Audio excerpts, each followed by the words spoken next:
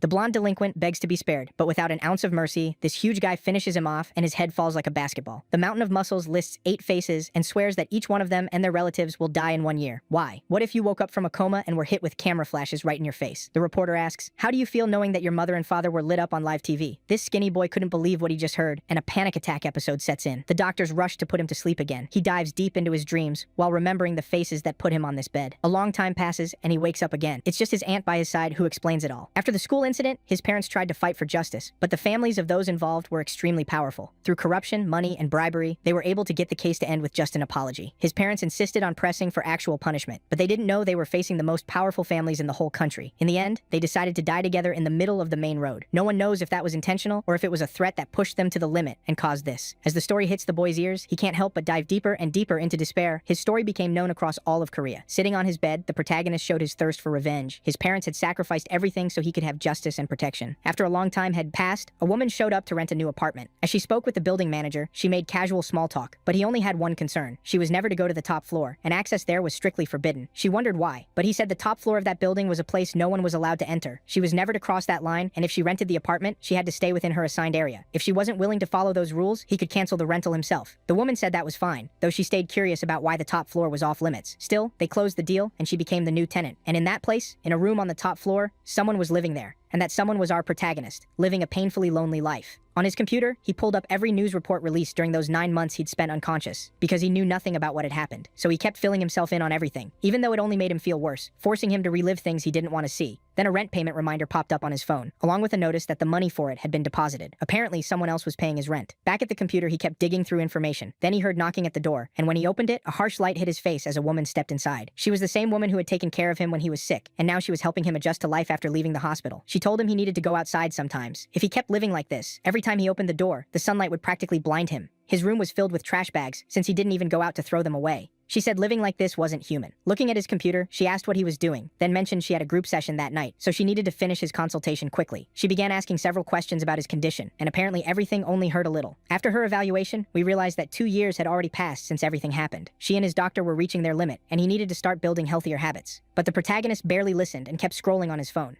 She said that if he wouldn't go back to school, he at least needed to go outside, get some fresh air, and try meeting people. But he stayed silent. And after she left his apartment, he went right back to his computer. He plugged in his phone to charge and used an app to try getting into a private group, the one belonging to the classmates who had done that to him. Basically, he was trying to hack his way in. After a while, he succeeded and spent a long time reading their messages. The bastards were living carefree, like nothing had ever happened. He realized that while he had been trapped in that state, those guys were out having fun, paying nothing for what they'd done. And with every message he read, the rage in his chest only grew, making him clench his teeth. Lying on his bed and staring at the ceiling, he kept thinking about what he should do, when suddenly something seemed to come screaming down from the sky and slammed directly into his building. He wondered what the hell that was, and stared at the door in fear. He says it sounded like something crashing into something else, and he thought it might be a burglar. As he approached the door, memories of what had happened came flooding back, and he felt a crushing pain in his chest. Still, forcing himself onward, he decided to open the door and face whatever had made that sound. When he undid all the locks, the daylight was brighter than ever. But once he focused, he realized something very strange had happened. A flaming sword had torn across the sky and landed right on his rooftop. It was stuck in the ground and still seemed to be burning. After the flames died down, the protagonist, whose name is Se-young, walked toward it. He couldn't understand why the hell a sword had fallen there. Who sent it, how, and why? Unable to make sense of it, he gave up trying. As he got closer, he noticed it looked a lot like the kind of sword you'd see in an online game, though he couldn't remember the name. Taking a closer look, he realizes it might be a Zweihander, a two-handed sword from the Renaissance. Looking at the ground, he notices it isn't cold at all, so maybe it really is stuck there. Either way, he's deeply unsettled by it, especially since the doors leading to the rooftop are still locked, so there's no way someone from below could have done this. He keeps asking himself how any of this happened, and what the hell he's looking at. After racking his brain for an answer, he finally lets out a huge scream that could probably be heard by everyone in the building. Then he gives up and decides to leave the sword where it is, wherever it came from, whoever drove it into his roof. He just heads back to his room and lies down, but what he doesn't realize is that he won't be able to ignore it, because out of nowhere, drum-like sounds start coming from outside. The sword is making noise. He tries to ignore it, but eventually that becomes impossible. And while he's sleeping, he starts having strange dreams where he seems to be in the middle of a war, surrounded by soldiers. Far ahead, he sees a man in a red cape, apparently holding a sword identical to the one on his roof. Beyond him, countless giant monsters charge forward. The moment the man draws the blade, an enormous force surges out, basically disintegrating them. That man's power with the sword is overwhelming. And while Se-young is distracted by the steam it releases, he opens his eyes to see a massive pile of monsters forming. And above them, the sword he saw is lodged there. there. Clearly, it's something immensely powerful. That image burns itself into his mind. When he opens his eyes, he's sitting on his bed and wondering if that was really just a dream, because it felt far too real. But the drumming is still coming from out there. He wonders if the sword is actually real or just a product of his imagination. He runs outside, opens the door, and sees that it's still there. But now it's on fire again. This time the flames are huge, and he has to find some way to put them out. So he rushes to the bathroom and fills a bucket with water. But his body is so weak he can barely drag it. Still, with all his strength, he manages to carry it over and throw it onto the fire. After struggling with the flames for quite a while, he finally puts them out, but not without burning himself a little and badly straining his arms. At last, the sword looks normal again. Then he glances to the side and notices there's just a hose and a faucet right there, meaning all that effort could have been avoided. He could have simply turned on the hose. Even so, he decides to leave the sword where it is. There isn't much else he can do. He goes back to his room and lies down again. After a long nap, another day arrives, and when he opens the door again, the sword is burning once more. It's already been 4 days since this started. This time he just turns on the faucet, grabs the hose, and puts the fire out. He knows the whole situation is becoming routine. Every time he wakes up and opens the door, the sword is in flames. It's starting to feel normal, though he still hasn't figured out where those drum beats come from, the same ones that keep tormenting him while he sleeps. He keeps asking why the fire keeps reigniting and what kind of sword this even is. When he lies down again, he can't sleep because of the hellish noise. This time he's had enough. All he wants is some peace. So he goes out to the rooftop and decides he's ending this. Sitting in front of it on a chair, he wonders what he can do. Then he decides to watch the sword and see exactly when the fire starts. And the second the flames appear, he tries to douse them with the hose. It almost feels like the sword is mocking him, but he refuses to let this keep happening, so he keeps putting the fire out. Back in his room, he starts searching online for a way to solve the problem. The solution he lands on is holy water and a cross. Then he starts praying for the thing to leave. He's convinced it's something evil, so with the cross in hand and holy water ready, he splashes it and tells it to go away. Instead, the flames grow even stronger. Still, he doesn't lose faith and keeps praying for it to disappear, which changes absolutely nothing. He keeps praying anyway, but it still doesn't help.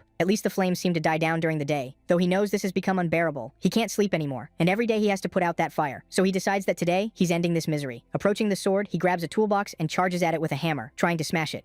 But the instant he strikes, the hammerhead snaps clean in half and flies into the wall, where it sticks. Still refusing to quit, he runs back into his room and grabs a baseball bat. Determined, he swings at it, putting all his strength into the blow. But all that happens is the bat rebounds straight into his face, hitting him hard. He's beyond furious with that sword. He can't take this anymore. He can't get a single minute of peace. He's determined to finish this. Gripping the hilt firmly, he decides that once and for all, he's pulling it out. And one of them isn't walking away. But the moment he tries, the flames flare up again, this time with even greater force. He can't understand why, because they usually only appear at night, and it's still daytime. Looking at the sword, he sees a huge fireball forming at its tip, and in an instant, it slams into him. He feels like his entire body is being torn apart. Countless memories of war flood his mind. The pain is unbearable, and wave after wave of memories crash into him. It's as if he's living all those moments at once. Even so, he somehow manages to yank it free from the ground, then collapses, still clutching it. Down below, the women living in the building are talking about all the noise, saying it's gotten seriously disturbing. More than angering them, the sounds are starting to unsettle them because they're so strange. The landlord had told them no one was allowed on that floor, so now they're wondering if someone might actually be trapped up there, if something terrible could be happening. They don't even know who lives in that unit. One of them says she already called the building manager to report the noise, and they even wonder if they should call the police, since they've heard screams for days. But another says she already brought that up, and all the manager told her was that as long as the residents seemed fine, there was no need to involve the police. The others think that's a ridiculous excuse and don't fully buy it, but the manager says he'll call the owner and get back to them later. Back up on the rooftop, Se-young slowly regains consciousness.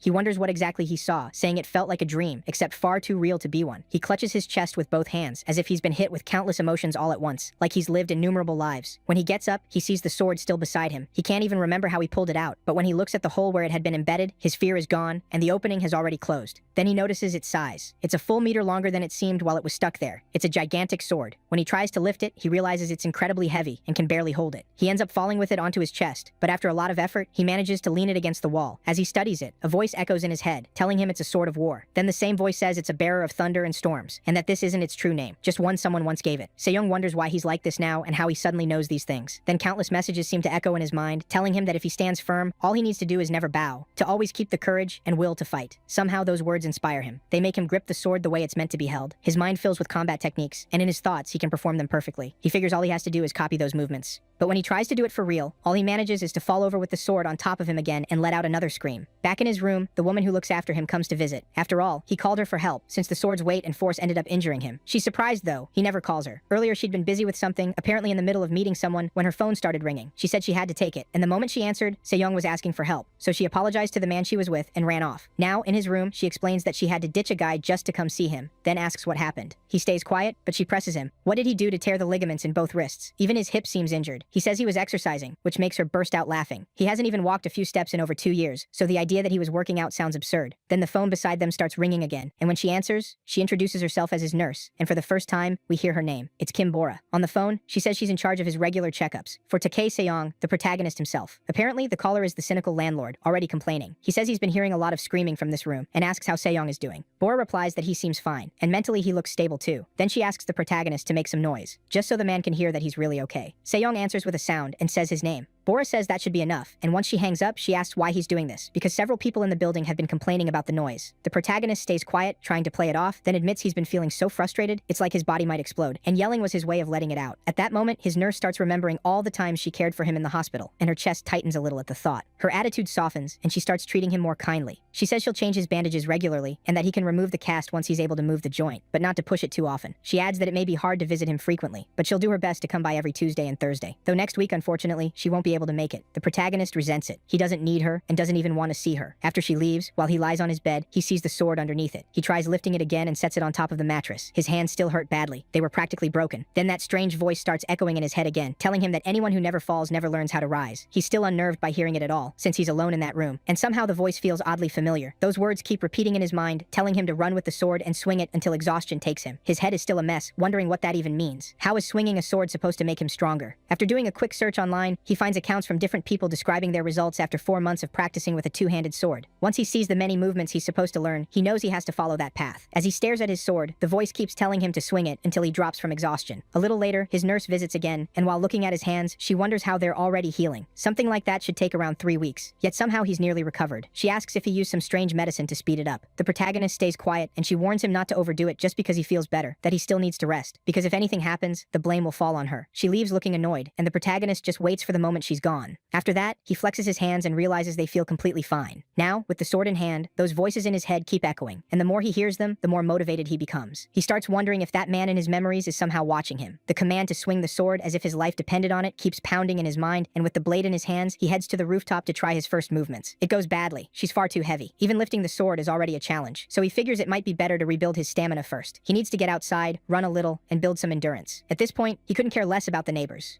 It's been 2 years since he even set foot on the stairs. In his memory, the former owner of that sword was already running around with it at 12 years old. So for now, all he needs to do is eat and run, until he builds up some real endurance. Strapping the sword to his back, he thinks he can at least do some squats. Before all this happened, maybe he could do around 30. So with the sword on his back, trusting his body, he figures he can probably manage 10. But when he actually tries, the idiot can't do even 1, and ends up face first on the rooftop. In his head, the voice keeps echoing. Run with the sword, swing it until exhaustion takes you. He heads back to his room and eats a heavy meal. Lying on his bed, he says he feels full, and after eating, he waits for the sun to set so the stairwell will be more empty. Then he begins his first real challenge, running up and down the stairs. As soon as he starts descending, he understands. He has to keep going until he's spent, until he truly can't move anymore. But after just 1 flight, his whole body already feels wrecked. And to make it worse, he falls with the sword. On the floor, he tells himself he has to keep running no matter what, because he needs to get stronger. So with slow, painful steps, he keeps going up and down the stairs, pushing his body to the limit. By the time he gets back to the rooftop, he's done 4 round trips on those stairs and feels like he can't do another. His body is completely spent. But then the memory of those 8 classmates who did that to him comes rushing back, and it lights a fire in his chest, pushing him to do it one more time. After several weeks pass, the trash bags that had been piling up in his room are all stacked outside at once, creating a pretty shocking sight. Lying in bed with the sword still resting on his chest, the protagonist feels his stomach growling, so he gets up to make food. What's strange is that the more he eats, the hungrier he seems to get. Even while cooking, he stretches his forearm with one hand. Back on the rooftop, he's now doing a full 100 push-ups, and for someone who couldn't do even 1, that's massive progress. In his mind, that voice keeps guiding him, saying the less time he rests between exercises, the stronger he'll become, along with his skin and muscles. So the protagonist gets back up and refuses to stop training. Pouring out every drop of sweat, he runs those stairs again, and this time he completes 8 full round trips. With that done, the next step is practicing the sword forms, and his goal now is to begin with 100 swings. The voice in his head continues guiding him, telling him to perform each motion as slowly as possible, so he can build balance and control over the sword. Then it keeps asking him what the purpose of his life is, and what his goal really is.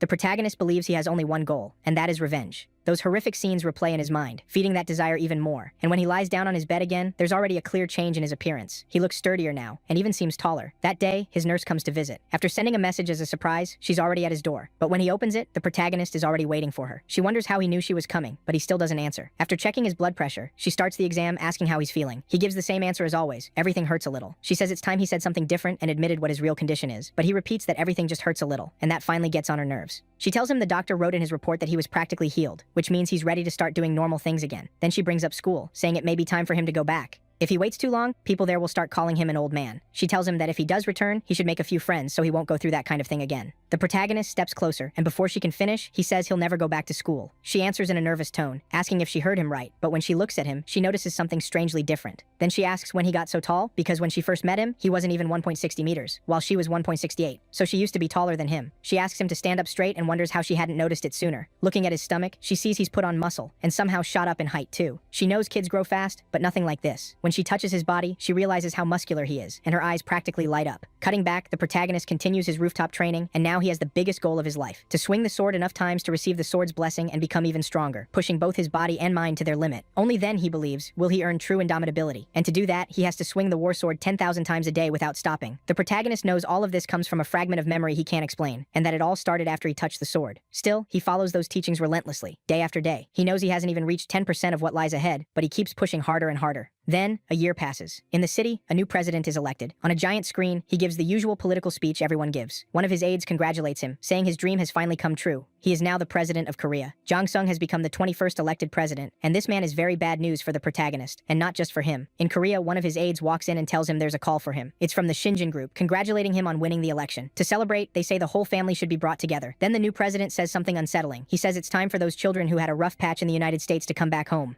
The protagonist hears the announcement on his computer. That man is the father of one of the girls involved in what was done to him, so he instantly knows this election won't mean anything good for him. Still, it won't stop him from doing what he has to do. One of the president's staff members approaches and says his daughter has decided to return. Her name is Soo-jung. He believes she suffered while she was away, but by now she must have grown up. The president says everything that happened is in the past, and that the time apart gave their parents the chance to prepare for bigger things. He lets out a sinister laugh. At Incheon International Airport, we finally see 3 members of the group that ruined the protagonist's life. The girl is Yeojin, the guy on the right is Suho, and the one with white hair is Junhyuk. And yeah, their names are a lot to keep up with. A little farther ahead, we see 3 more. One of them is Ryui, the one with the green, or maybe blonde hair is Changsu, and the one with his hair tied back is Dahoon. You probably won't remember all these names. Honestly, neither will I. For the first time in ages, they greet each other again. After so long apart, they ask how everyone's been. One of them asks where Soo-hyun and Soo-jung are, since only 6 of them are here when there were 8 in total. She says the other 2 slipped off to Japan and aren't around right now. One of the girls wanted to clear her head for a few days, and after they split up, 2 of them ended up staying together. The white-haired one says it wasn't hard to find out where he lives, and the he they mean is the protagonist. The blonde one asks if he's planning to set something up, and he says of course, they need to thank him for all the time they spent in detention. Cutting away, the protagonist is on the phone with his aunt. She asks if he still doesn't want to go back to school, and if he plans to live like this forever. He says he doesn't want to go back. She tells him all she does is worry about him. He knows that, and says he'll think about it just to bring the call to an end. His aunt apologizes for pressuring him so much, but says she's just deeply worried. He tells her he knows she's only acting out of concern, and that it's okay. She says if he ever needs anything, he can call her for help. Then they hang up. By now, the protagonist has become almost monstrous, and in his mind, he vows to deal with every one of the people who did this to him. Across from his building, someone is already watching him. After checking the signal, the man realizes that whoever lives on the top floor hasn't stepped outside at all. They try every way they can to make contact with the resident, just to confirm the protagonist really lives there. This is one of the people investigating for the group that hurt him. Basically, someone tied to their families. But all the information they managed to get points to the protagonist indeed living there. After receiving orders, we cut to the 2 of them in a car, talking about what they've learned about him, but the white-haired one gets furious. They couldn't even get a photo to see what he looks like now. The blonde says the guy never even steps outside, so spying on him has been nearly impossible. The white-haired one keeps cursing, saying the guy doesn't even go to school, and if he never leaves the apartment, they'll have a hard time doing anything. Maybe the only option is to break into his apartment. The blonde suggests they deal with the lock and go in to take care of him. The white-haired one likes the idea and throws an arm around him, saying he always knows how to entertain him. Still, before doing anything, he says he needs to talk to Soo Ryan first. He might already have plans of his own. Soo Ryan, if you don't remember, is one of the 8 now in Japan with the president's daughter. The white-haired one says he didn't go to Japan just to fool around. He probably joined the Yakuza, and if that's true, he must have gotten quite the welcome gift. The best gift they could give him would be to catch the protagonist and hand him over on a platter. Then for the first time, they post a group photo together on social media. The protagonist sees it on his phone and stares at it almost fondly, a smile rising in his eyes. In the caption, they call for the other 2 to come back as soon as possible, so all of them can be together again. This is exactly the moment the protagonist had been waiting for, and among those 8, he fully intends to be there too. Deep down, he eagerly waits for the day they're finally all reunited. At Narita International Airport, 2 men tell them they thought they'd stay away from Korea a little longer, but Soo-jung's father has become president, which has made certain things easier and opened the way for their return. For the first time, we see the final 2. Once they get in the car, they start talking on the way. They are Soo-jung and Soon-hyun, the last 2 members of the group of 8. Both he and the girl come from very powerful families. In the car, they talk a bit about how they met, and apparently it happened during an exchange program in the United States. They thank the men for all the support they've been given during their time in Japan. The reply is simple: friends help friends, and their families have interests aligned, so helping each other is only natural. They're also told that once they get back, some bodyguards will be sent to stay close to them. On his phone, one of the men sees a message from one of the 8, saying he's going to play with the protagonist first. He's tired of waiting for him. Meanwhile, in a speeding car, two men head toward the protagonist's apartment. As they bicker for no real reason, one says there's nothing to worry about. Their target hasn't even finished high school. The bald driver suggests they go in together since this is a break-in. The other guy says not to worry, he'll go alone.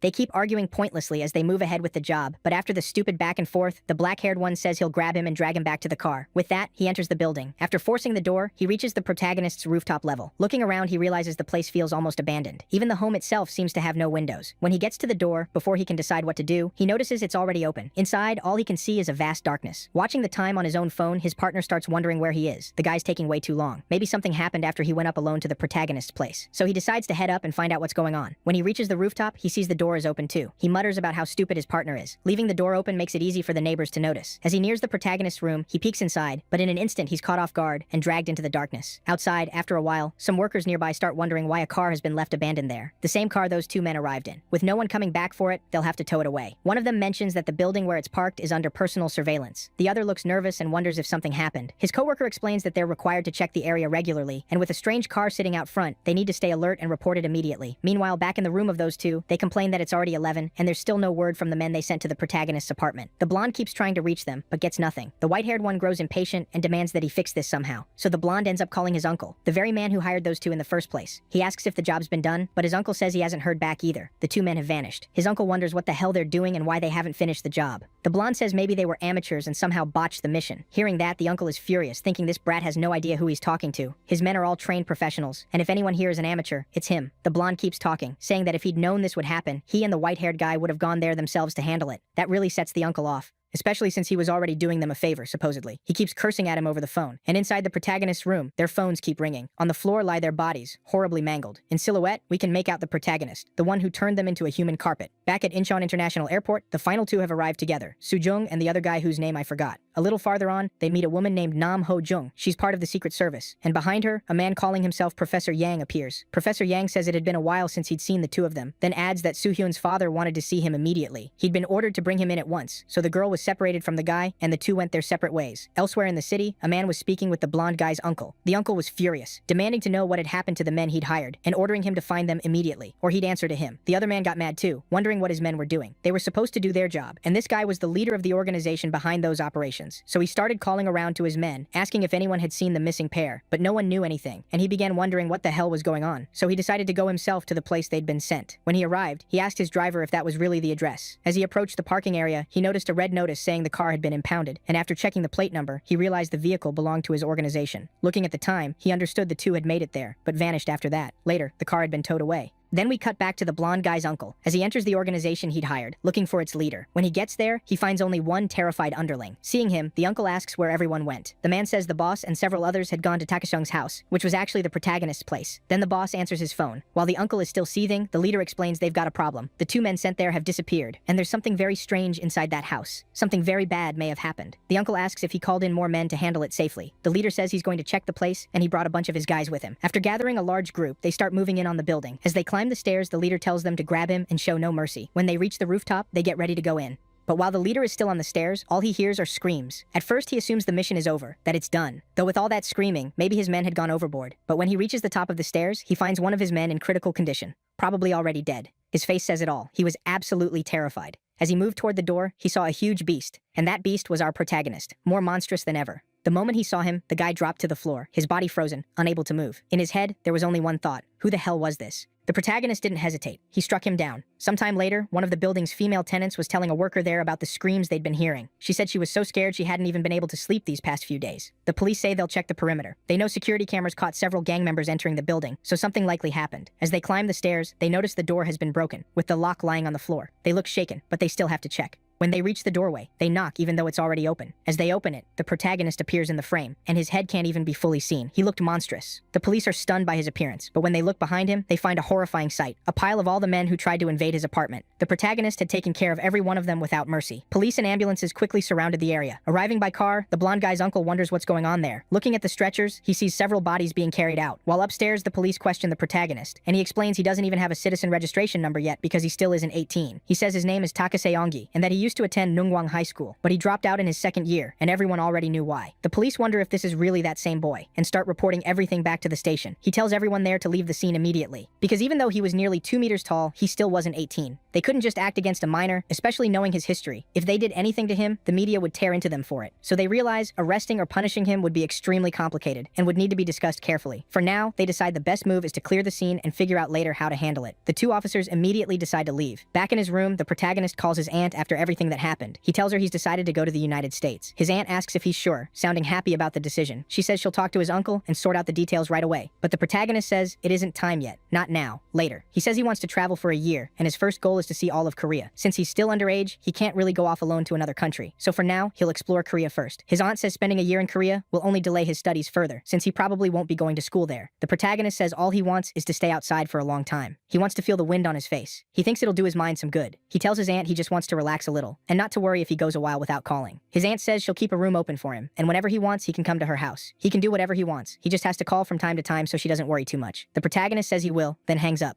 Elsewhere in the city, the white-haired guy and the blonde were still furious about the situation. 2 full days had passed since they sent word to have the protagonist picked up, and not a single message had come back. The white-haired one calls the blonde, asking what happened, since he was the one who hired that organization. The blonde says he's been calling them, but no one answers. The white-haired guy snaps, saying he can't even get someone to do a simple job, and that it's pathetic incompetence. The blonde gets angry too, and tells him not to call for a while. After hanging up, he's still fuming when his phone starts ringing. He answers, and hears that Soo-hyun wants to see him. He asks where he needs to go, but he's told that before meeting him, he needs to bring something. When they meet, it turns out the thing he was supposed to bring, the thing Soo-hyun wanted, was the apartment photos and the protagonist's location. Sejong asks if he really lives in that rooftop room. He's annoyed there isn't even a proper photo of him. Still, they now plan to get rid of their own documents, so when they put the plan into action, they won't leave any trace. Then he hands everything to Soo-hyun so he can pass it to the special forces. He says that the last time they went after the protagonist, they were far too careless, but this time, they'll take every possible precaution. The look on his face shows all the rage he still carries from those 2 years in juvenile detention. The blonde seems unusually afraid of him. Apparently, Soo-hyun is the group's leader and intimidates everyone around him. He asks whether the white-haired guy sent that message saying he'd play with the protagonist first, and asks the blonde what that meant, but the blonde says he isn't really sure and knows nothing about it. Soo-hyun asks if he's certain, and he says yes. He'd never lied to him. One of the members reports that the protagonist's location has been confirmed and that the special forces will bring him there in about an hour. Soo-hyun smiles. Now he can finally get his revenge on the protagonist for sending him to juvenile detention for 2 years. With everyone gathered, they head out to wait at the protagonist's apartment. Meanwhile, 2 more men are sent there. Looks like he's about to get a couple more toys to play with. When they reach the rooftop, one tells his partner the target is only 18, but they still shouldn't hold back. Once there, they notice the place doesn't look right. His partner stares at the door and suddenly gets scared, saying there's some kind of wild beast inside. The bald guy asks what the hell he's talking about, wondering if he means a rabid dog or something. His partner says no, not even close. It's really a wild beast. The bald guy says something like that couldn't possibly live in the middle of the city, and that he's talking nonsense. Still, they continue with the mission and move in on the building, but before the bald guy can open the door, the protagonist punches it so hard it flies off its hinges. His partner still tries to hit him, and somehow even lands the punch, but it does absolutely nothing. Then the protagonist drives a clenched fist straight into him, flattening him into the floor too. The bald guy was still alive, at least for now. Back with Sejong and the others, he asks one of the guys why he didn't go with the other 2.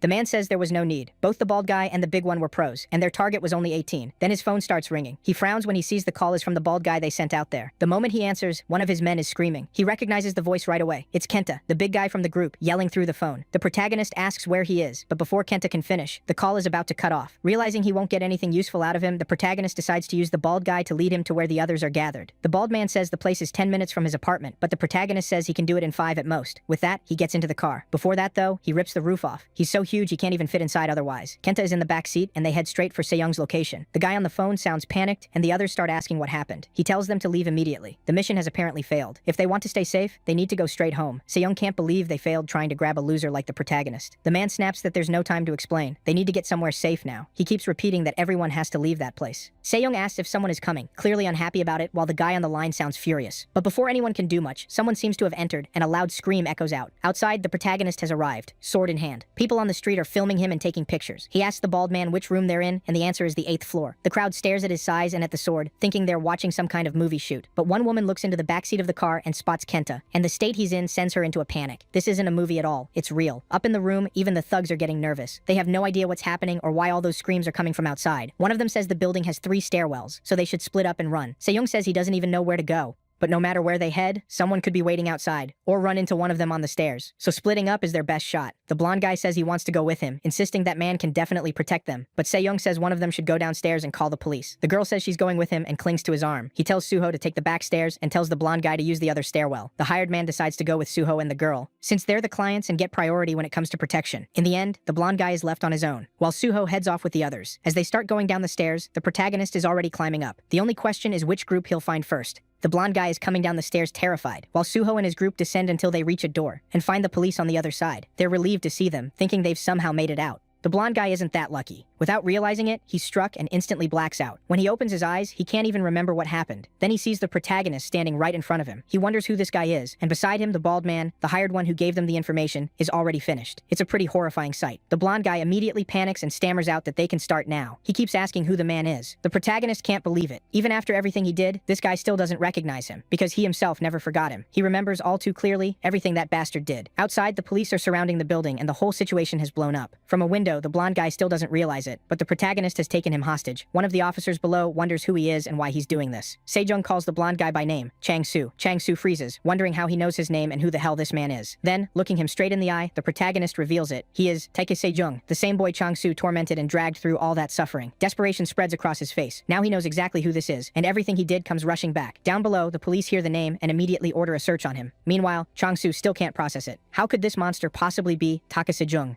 The protagonist says that 3 years ago, in front of Gwanghamun, 2 people, Tak Chang-soon and Go Yoon-jin, gave their lives in the flames. Those 2 were his parents. Everyone below knows that story. The moment they realize it, panic spreads. The man doing all this is that little boy who spent 9 months in a coma after losing his parents in a sacrifice the media turned into public tragedy. Then he pulls the sword from his back and plants it at his feet. He grabs the blonde by the neck, and the kid immediately starts to panic. He realizes his hands are chained, and starts calling for his mother, then his father, which only infuriates the protagonist even more, since he was the one who tore him away from them. He says the boy's parents had already paid with their lives for drawing that kind of attention, but from that day on, he's going to make all of them pay with their lives for everything they put him through. While he says that, outside, everything is being broadcast live. The news reports that someone is being held hostage in a building near the station, and both SWAT and the police have already arrived. People wonder if this really is that couple's son, and even though 3 years have passed, he still should have been a minor. But judging by his appearance, he doesn't look like a teenager at all. All around them, things were turning into complete chaos, with every kind of police unit on site. Down below, they ask for the boy's full file and order a deep investigation into everything that happened to him. They also confirm that the blonde kid is the son of the president of Aegis Security, and he doesn't like where any of this is heading. Aegis, after all, is the biggest home security company in Korea, and the boy is also one of the defendants tied to that case from 3 years ago. He believes that if the blonde really was involved, and if the man with the sword is truly Taeke Sejong, then that kid is in serious danger. He keeps trying to negotiate with the protagonist, asking what his demands are, but Taeke Sejong makes it clear there will be no negotiation. The officer keeps begging him to say what he wants, while helicopters circle above the building. The protagonist repeats that there will be no negotiation. He only has an announcement to make. Then he starts naming every person involved, the 8 people who did this to him. One by one, he lists them, including Kim Jong-soo, who's right beside him. He declares that all of them will die by his own hands. Their parents will die too, along with the rest of their families, brothers and sisters included. Every last one of them will fall by the protagonist's hand. And that was the announcement he made to the entire world. He says that even if they call the police or the army, nothing will stop him from doing what he wants, and they will pay for everything they did to him. No one will be able to stop him. The blonde makes one last attempt, which honestly is incredibly stupid. He says something terrible will happen to the protagonist if he kills him, because his father is a very important man. But gripping that sword, the protagonist is so furious, he almost seems to be asking whether the kid still thinks he's that same idiot from school, still a coward, no matter how big he's gotten. But the only thing written across the protagonist's face is rage. Looking straight into the cameras, he tells everyone to watch closely. This is nothing less than a declaration of war. Then with his sword, he sends the kid's head flying. That scene left everyone silent and stunned. Something shocking had happened that afternoon. Sejong was about to be etched into Korean history forever. Anyway, continuing, Chang-soo's father was watching the whole thing on his tablet. At that moment, he was consumed by rage, repeating over and over how dare he do that to his son. From his face alone, you could tell the man was deeply shaken. The chairman, who was also Sun Jung's father, was watching too, and even he looked stunned. He picks up the phone and immediately asks to be connected to the police commissioner. The man who answers is Lee Bok, and the chairman tells him that they must immediately give the order to shoot the protagonist. Back at the building, the officer below is still trying to process what just happened. Then his phone rings, and when he checks it, he sees that authorization to fire has been granted. They're to do it now. One sniper is already in position, with more stationed on the other side. Once everyone is ready, the protagonist watches it all, carefully tracking them with his eyes. Then one of them pulls the trigger, certain he's just hit the protagonist in the head. He immediately reports that the target has been eliminated. But when he looks closer, he realizes the shot struck the sword instead. The protagonist reflected it. Down below, the officer gets new orders. They're to fire for real, so he passes the command to everyone, and a storm of gunfire erupts. But the protagonist is no longer on the building. With a huge leap, he jumps far away. As they follow his movement, he slides down using a pole, skimming across the tops of cars, then lands on the ground with ease. Spotting a nearby police car, he hurls it back at them. causing a massive explosion. The officer is still trying to understand what just happened, but when he looks into the flames, the protagonist emerges from inside, and he clearly isn't there to talk. The officer wonders what that thing even is, because it doesn't seem human at all. He orders his men to get ready to engage him and gives them clearance to fire. But before the shooting starts, the protagonist jumps upward and vanishes from their sight. Then, moving at blinding speed, he suddenly appears right behind them and takes down both shooters. The officer keeps barking orders, telling everyone to use everything they've got. One sniper manages to get a clear view of the protagonist and fires, but before the bullet can reach his face, the protagonist deflects it with his sword. The officer keeps yelling for them to stop him somehow, to use every weapon they have, so everyone opens fire at once, yet the protagonist seems to reflect every shot. Then he swings his sword and blasts everything away, carving open a huge path and wiping out everyone in front of him. The reporters on site can't believe what they're seeing is real, and after clearing the way, the protagonist lets out a deafening scream. Meanwhile, at a hospital, Soo-ryun and Soo-jung look terrified as they watch him. The girl is in full panic, and the guy is literally trembling. The protagonist's words keep pounding in his head. Back at the scene, the protagonist ultimately escapes them all, but where everything happened, a huge fire breaks out, and the hostages are called in. While the injured are being treated, the officer in charge interrogates a man named Gu-gyung. Apparently, at one point, the protagonist questioned this guy and asked where the hostages had gone. Those hostages were Soo-ryun and Soo-jung, and they had been taken to the hospital. The man gave the protagonist their location. He didn't want to die. When the officer hears that, he's furious, because this is a massive problem. It basically puts their lives in danger, so he punches the guy straight in the face. Everything is spiraling out of control for him, and the protagonist is already heading towards Xinjin Hospital, the exact place where Soo-ryun and Soo-jung are hiding and being treated. He quickly grabs his phone and calls one of his men,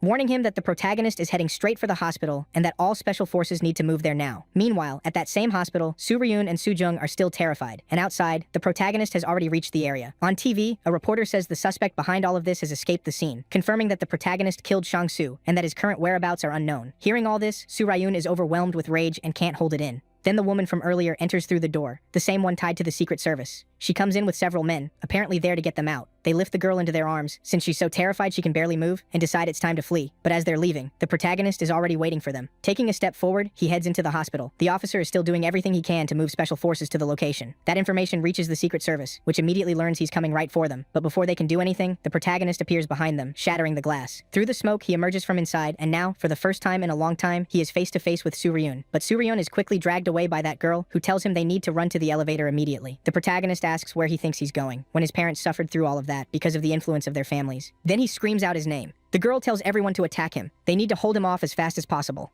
But those guys never stood a chance. The protagonist beats them all down without slowing. Soo-ryun and the other three make it to the elevator and slam the buttons, trying desperately to get it moving. Before the doors can close, one of the men reaches them in terrible shape, begging for help. But in the blink of an eye, he's yanked away, and through the gap in the doors, they catch sight of the protagonist's body. All of them are horrified, wondering if that thing is even human. Soo-ryun realizes the elevator is going down, which is a huge problem. They're supposed to escape by helicopter, so they should be heading to the roof. Then above them, they sense something incredibly heavy moving up. When they look up, the protagonist is there with his sword. They realize he's probably about to do something, and one of them orders everyone to duck immediately. With one hand, the protagonist drives his sword through the ceiling. The girl tells them that as soon as the elevator opens, they all need to run without looking back. Meanwhile, the protagonist keeps stabbing through the ceiling again and again, though luckily none of them are hit. But when they finally make a run for it, one of them isn't so lucky and gets left behind. It's the same man carrying the girl, and she watches it happen right in front of her. Just in time, he threw her body aside. Then the protagonist tore through the roof. He dropped straight into the elevator, and a massive cloud of smoke filled the cabin. As everyone struggled back to their feet, there he was, Takeshi Young, standing right in front of them. He demanded to know where they thought they were going. In his mind, he was calling out to Soo-ryun and Soo-jung, and his face showed just how long he'd been waiting for this moment.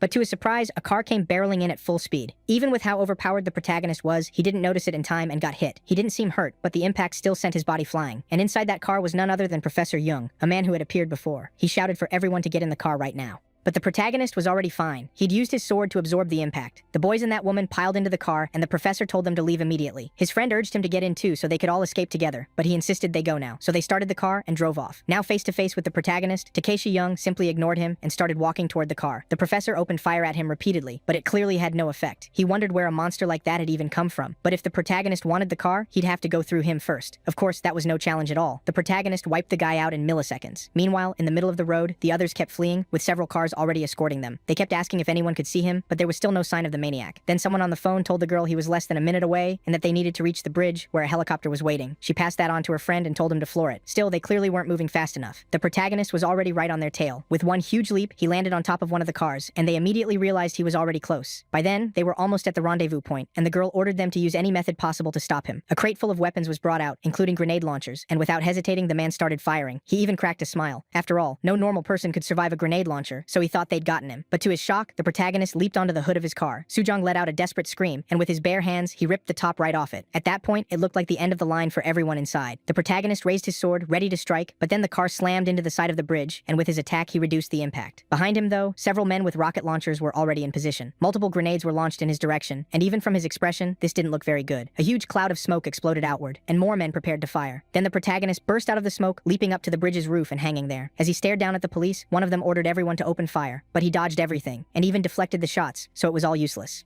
A moment later, the protagonist was back on the ground. He warned them that if they valued their lives, the smartest thing they could do was leave.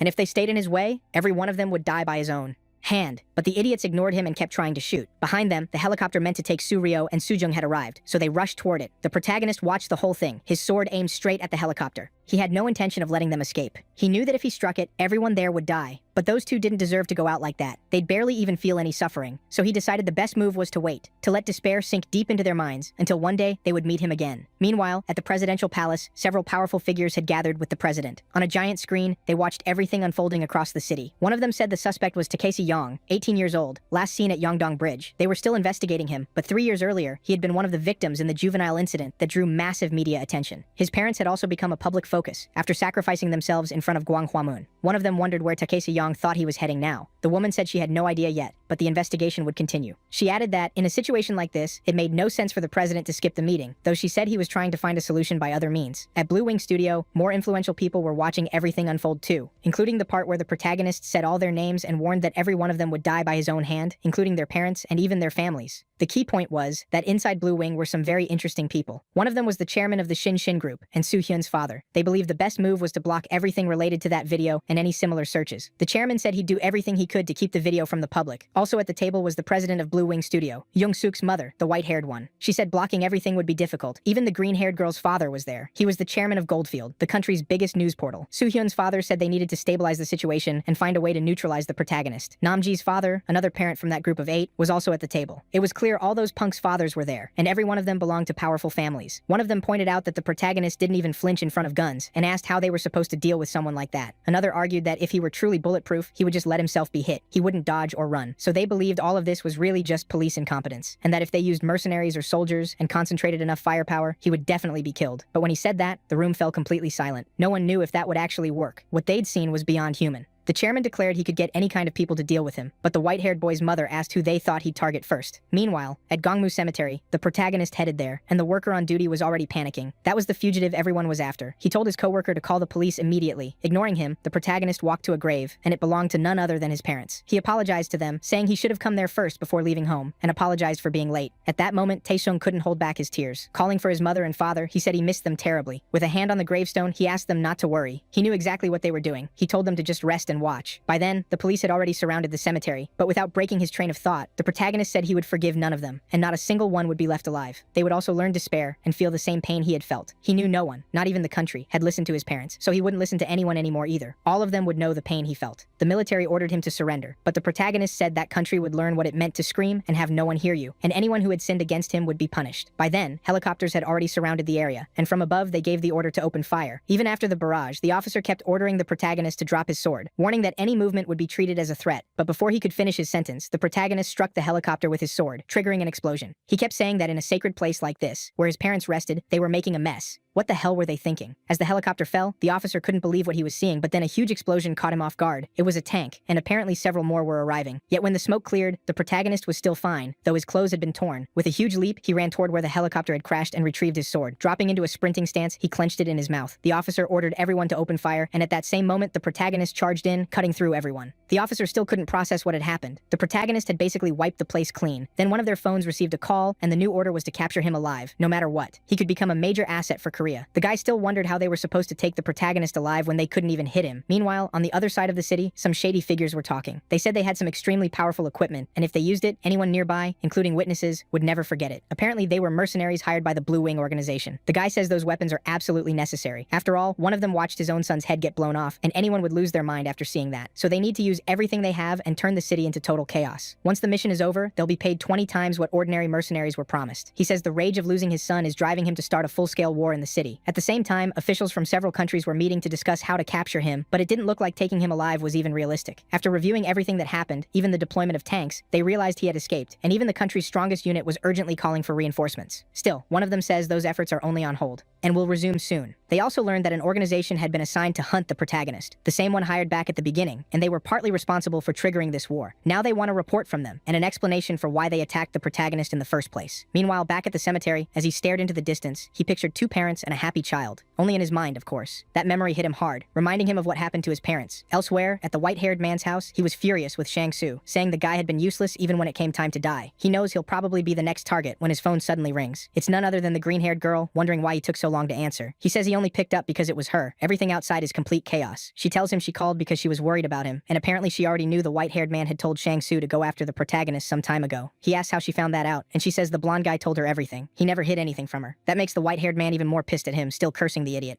The white-haired man says she can tell everyone for all he cares. He'll probably be dead himself any moment now. She tells him not to talk like that because she has a plan. She thinks there's a way to stop all this, and the white-haired man asks what she's talking about. Is there really a way to stop him? She asks if he'd forgotten that day, the day they did that to him. Apparently, the protagonist had been protecting someone. At that moment, the white-haired man remembers too, and the two of them almost laugh at the absurdity of it. They recall how, while he was lying on the ground, he kept saying he would take all the punishment in that person's place. In the end, that whole incident only happened because the protagonist was trying to protect a girl, and they figure the best way to stop him is to take her hostage. Anyway, moving on. After everything that happened at the cemetery, the protagonist went into a forest to be alone for a while. But at the same time, special forces had already tracked him down, and the soldiers in this operation were part of the same group hired by the blonde-haired guy's father. The apparent organization sat in his car looking very pleased, promising the protagonist he'd soon see what AESGIS security could really do. He orders his men to move in, and once they do, open fire. After a massive explosion, they start celebrating, convinced they finally got rid of him. But then he appears right behind them, and with his sword sends everyone to their deaths. Through the phone and his earpiece, the man in the car hears it all happen. Then he checks the internet and sees that chaos has spread everywhere. His whole plan is collapsing, and the disbelief is written all over his face. Once again, the protagonist escapes unharmed, and to make things worse, he finds their car. He sends it flying off the road, likely killing both men inside. News of the case keeps spreading around the world, and roads, streets, and even borders are being shut down to stop the protagonist from escaping. Experts around the world begin offering their theories on what's happening. They question why the protagonist is doing all this. After all, 3 years had passed since what happened to his parents, so they wonder whether this is just revenge or the result of severe psychological damage. Some even describe the protagonist as a complete psychopath. In their view, nothing justified what he was doing, not even what happened to his parents. If he really wanted to be a better person, they say, he should have sought a legal solution or turned to people close to him for help. And with all this happening, with even the police unable to contain him, they start discussing the possibility of putting equipment in civilians' hands so they can protect themselves. Out on the street, 2 men are talking, and one shows the other how the internet is reacting to everything. Among the flood of messages, it's clear that some people are siding with the protagonist, even blaming themselves, because they didn't listen when he needed them most. They believe that failure is what led to all of this. In that same chat, people wonder whether that scene between the protagonist and the blonde-haired guy was real or just fake. They pass around links, watch the footage, and keep asking how something like that could even be possible. One of them jokes that he should invite the guy to his gaming group, showing just how unhinged the internet had become. In other investigation centers, people ask how things are progressing, and teams start digging through every part of the protagonist's life, including all the neighbors he had any contact with. One of them asks whether there was anything about him online at all, but even after breaking into every database they could access, they found nothing. The man says someone his age should be living online, and probably should have left some clue about what he was planning. The woman replies that even after extensive searches, they couldn't find a single file. Not from any point in the 3 years since he came out of his coma. He never even created an account, and if he did, it had already been deleted. Basically, there was no trace of him anywhere on the internet. The man reports that the special forces sent to the cemetery were completely wiped out, and the whole thing still feels unreal. They aren't fully sure what happened there, so they can't say with certainty that the unit was totally destroyed. Still, they've lost contact with everyone who was on site. The man can barely believe a special force of that scale could have been crushed. With all this going on, multiple organizations start investigating each other before sending any reinforcements, because after seeing what happened to the troops, they're afraid of just throwing more soldiers away. One of the analysts is outraged, asking how a single person could cause this much damage, and with all their resources, why they still can't stop him. Then every phone in the room starts ringing. The call reports that another organization has entered the operation and is now interfering with theirs. In another investigation department, 2 men are talking. One says a woman named Go Ryujin has been found in the United States, and apparently she's Takise Young's maternal aunt. Basically, she married an American man and moved there, liked the country, and decided to stay. He asks whether the other man is taking the steps he requested. He orders everyone standing by there to head to her house immediately and take her in so they can somehow use her to stop the protagonist. His partner confirms he'll do it, adding that she should return to Korea willingly. But if she doesn't, they'll have to find a way to force it. Meanwhile, in Los Angeles, California, at the protagonist's aunt's house, several men knock on her door, claiming they're from the Korean embassy. As she approaches, she asks what they need, and they immediately start trying to force the door open. She asks what they're doing and says their behavior is incredibly rude. The man tells her to please open the door. They're from the embassy. Standing with her husband and son, she asks what they want. He says they'd like to speak inside the house, but she hesitates, unsure whether she should open the door. Then the man says what he has to say concerns her nephew. He asks if Takeseong really is her nephew, and she confirms it. Immediately she asks whether something happened to her Takeseong. The man says he's gotten himself into a huge amount of trouble, and if she opens the door, he can explain, so she does. But behind those men, a massive unit is already in position, ordering her to stay still. One of the men steps forward and confirms her name, while she stands there clearly shaken. This isn't exactly an everyday visit. On the other side of the world, Soo Ryun and Soo Ho are walking together when Soo Ryun gets a call on his phone. It's another one of those 8 guys, and from his voice, it's obvious he's terrified. Soo Ryun asks why he's calling. The guy asks if he's okay and whether he's been hurt. Soo Ryun tells him to worry about himself and not call without a reason. He says they have police protection at the house, but the boy keeps asking if he's really okay, in a very strange tone. It sounds like he's scared out of his mind. He again asks whether there are a lot of guards around him and whether even SWAT might be there with him. Soo Ryun finds the whole thing suspicious, but says yes, he's heavily protected. He says that if Takeseong tries to attack him, he'll only end up badly hurt. The boy still acts strangely, asking if he's somewhere safe. Soo Ryun says he's not at home. He's in Yongsan, at a US base in Korea, a maximum security location. So Soo Ryun says that no matter how hard Takeseong tries, he won't get to him. No one gets in there and walks back out alive. The guy on the phone keeps acting odd and says that place does sound much safer. Soo Ryun keeps finding the whole thing suspicious and reminds him that nobody can enter without authorization. The boy sounds even shakier on the phone, and Soo Ryun finally hangs up, saying they've already talked too much. The moment he ends the call, we find out why he was so terrified. Standing right in front of him is none other than our protagonist. The boy begs him to forgive him, and his voice makes it obvious he's shaking. The room is a mess. It's clear a lot happened there, and plenty of police officers had already been taken out. Crying, the boy says he did everything he was told, and even found Soo Ryun's location. He's at a US base in Yongsan. He says Soo Ryun has too much power, and going after him would only backfire. He insists he did all of this because Soo Ryun forced him, then begs for his life and asks forgiveness for everything. He pleads for one more chance from the protagonist, but staring straight into his eyes, the protagonist calls him by his name, Hyun.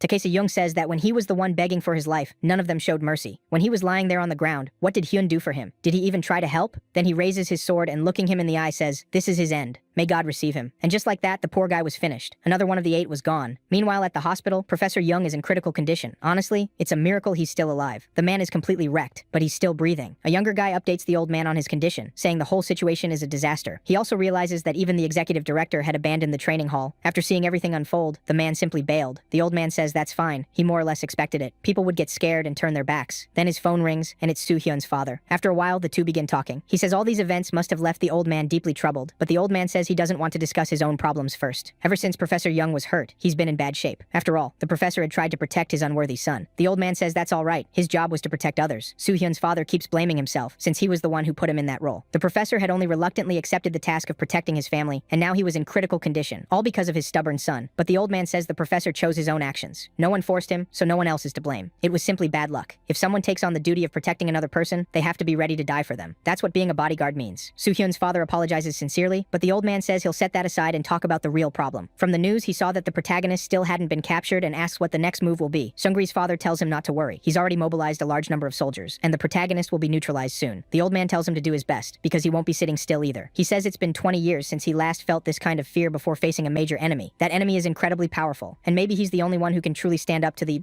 protagonist. So the old man orders them to summon him. His name is Jang Yu. His assistant asks if he really intends to call in the top leader of the Society of Purity. The old man's silence is answer enough. Maybe this will be the protagonist's next great enemy. And at the Blue House, the president asks for a full report on what's happening and on the life of Taiki Seungri. On the call, the other man says that the son of Congressman Nam Ki-jung from the finance department was found already dead. The president is visibly shaken by the news, but the man says they're currently investigating the scene, along with 2 more police divisions and a detachment of soldiers who had been sent to protect the city. All of them had been wiped out. The president keeps repeating that it's impossible and asks if they know the protagonist's current location. The man says he's heading towards Sejong Avenue, and multiple units are following him. But then the president tells him to listen very carefully. No matter where Taiki Seungri wants to go, they are to let him go and not block his way. The man on the other end can hardly believe what he's hearing, but the president says there must be no press there, not even reporters, and if anyone is caught filming, they should be taken into custody. The man still doesn't understand what he's being told, but the president repeats that they must let him move freely, and he'll take full responsibility. After all, the presidential inauguration is in 2 days, counting from now. Until then, no one can learn how bad things really are in the country, because that could damage the start of his term. The man says that even if they do that, it's not like no one will ever find out. But the president insists they suppress every piece of news tied to the case, hide the protagonist's movements as much as possible, and control the internet. You can tell from his face he isn't joking, and all the other man can say is that he'll do as ordered. Meanwhile, out on the street, Taesung walks calmly with his sword, and everyone around him runs from him. The guy is being hunted across all of Korea. While waiting for the bus, he clears out the entire stop. Everyone's terrified, even though he has no intention of hurting them. As the bus drives by, he reaches out to stop it and laments not having a bus card. The driver is just following his route, but the moment he sees the protagonist, he panics. This is the wanted man everyone is looking for. Instead of stopping, he keeps going. There's no way he's letting someone like that onto his bus. But the protagonist just grabs the rear of the vehicle with one hand and stops it effortlessly. At that point, the driver is in total despair, but the protagonist calmly tells the old man that he'll be getting on. Meanwhile, the president is talking to Soo-hyun's father and asks how things are going. The man says he sent his son to the US base, and the president wonders how he hadn't thought of that. He says that even for someone from the Shinjin group, sending him there couldn't have been easy, and asks how he managed it with full security in place. The man says all he did was hide him among some soldiers, and it was actually pretty easy. The president is still confused, since even the army had been mobilized, and they shouldn't have let something like that slide so easily. But Soo-hyun's father says that's where it gets good. They can even use the military as bait. If the protagonist shows up, they'll be ready to launch a bigger attack. The president is impressed by how solid his plans are, and the man says he always has another plan ready if one fails. The president says he's blocked all information related to the case because he doesn't want it hurting the start of his presidency. Then he decides to send Soo-jung to the US base as well.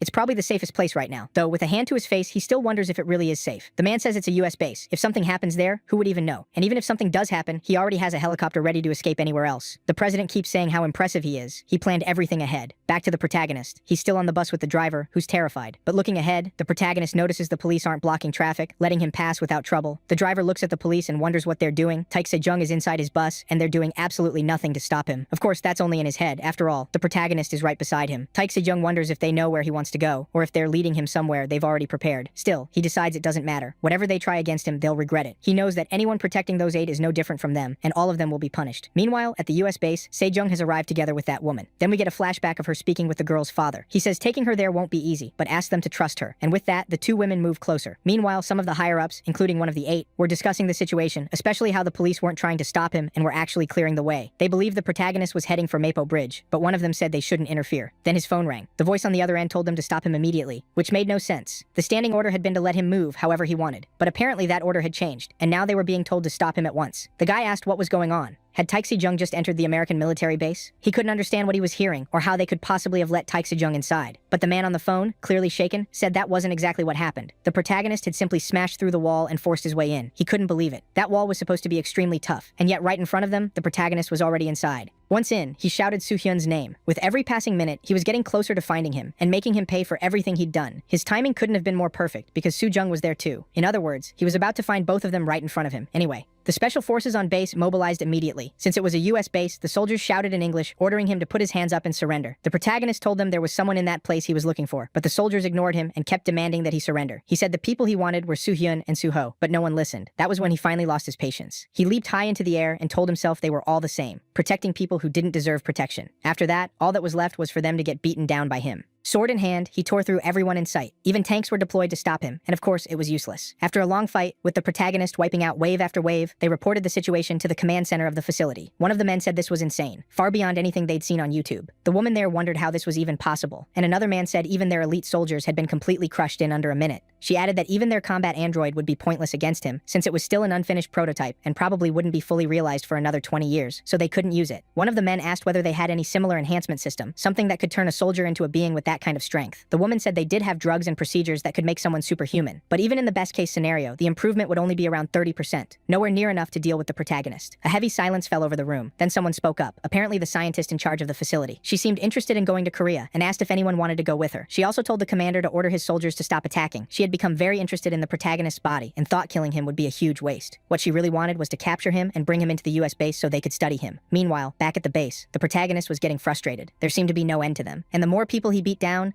the more showed up. He wondered when it would finally stop, until suddenly a new order came through. The soldiers were told to stop engaging the protagonist and open a path for him. Taek-sung wondered what that meant and why they were letting him through. Meanwhile, the Korean president learned that the protagonist was inside the American base, and one of his men explained that even though they had personnel nearby, they still hadn't been able to stop him from getting inside. At the same time, the young special forces woman received orders to leave immediately. She was in the same room with Soo-hyun, Soo-ho, and Soo-jung, all together. The message said she had to get out of there right away, but the call cut off before it could finish. When she checked her friend's phone, she realized the signal in that area had gone dead. She started to realize something was wrong. Something was probably coming. Back to the protagonist, he still couldn't figure out why they had suddenly retreated like that. The soldiers had basically stopped trying to do anything to him. He didn't care, and kept moving forward, trying to get inside and reach those bastards. He made it clear, if they tried anything, they'd end up dead. Back in the room, Soo-jung said that before coming to the base, she had spoken with Soo-ri, and apparently he said there was a foolproof plan to stop Taek Se-jung for good. Soo-ri asked what plan that was, and Soo-jung said the white-haired man claimed it would make the protagonist kneel before them and come crawling back like a lamb. Soo-ri said that if she meant his relative, basically the protagonist's aunt, he had already sent someone after her. But Soo-jung said she wasn't stupid and had already expected that. She'd even told her father about the relative. The two still looked confused about what the plan actually was, and while they kept talking,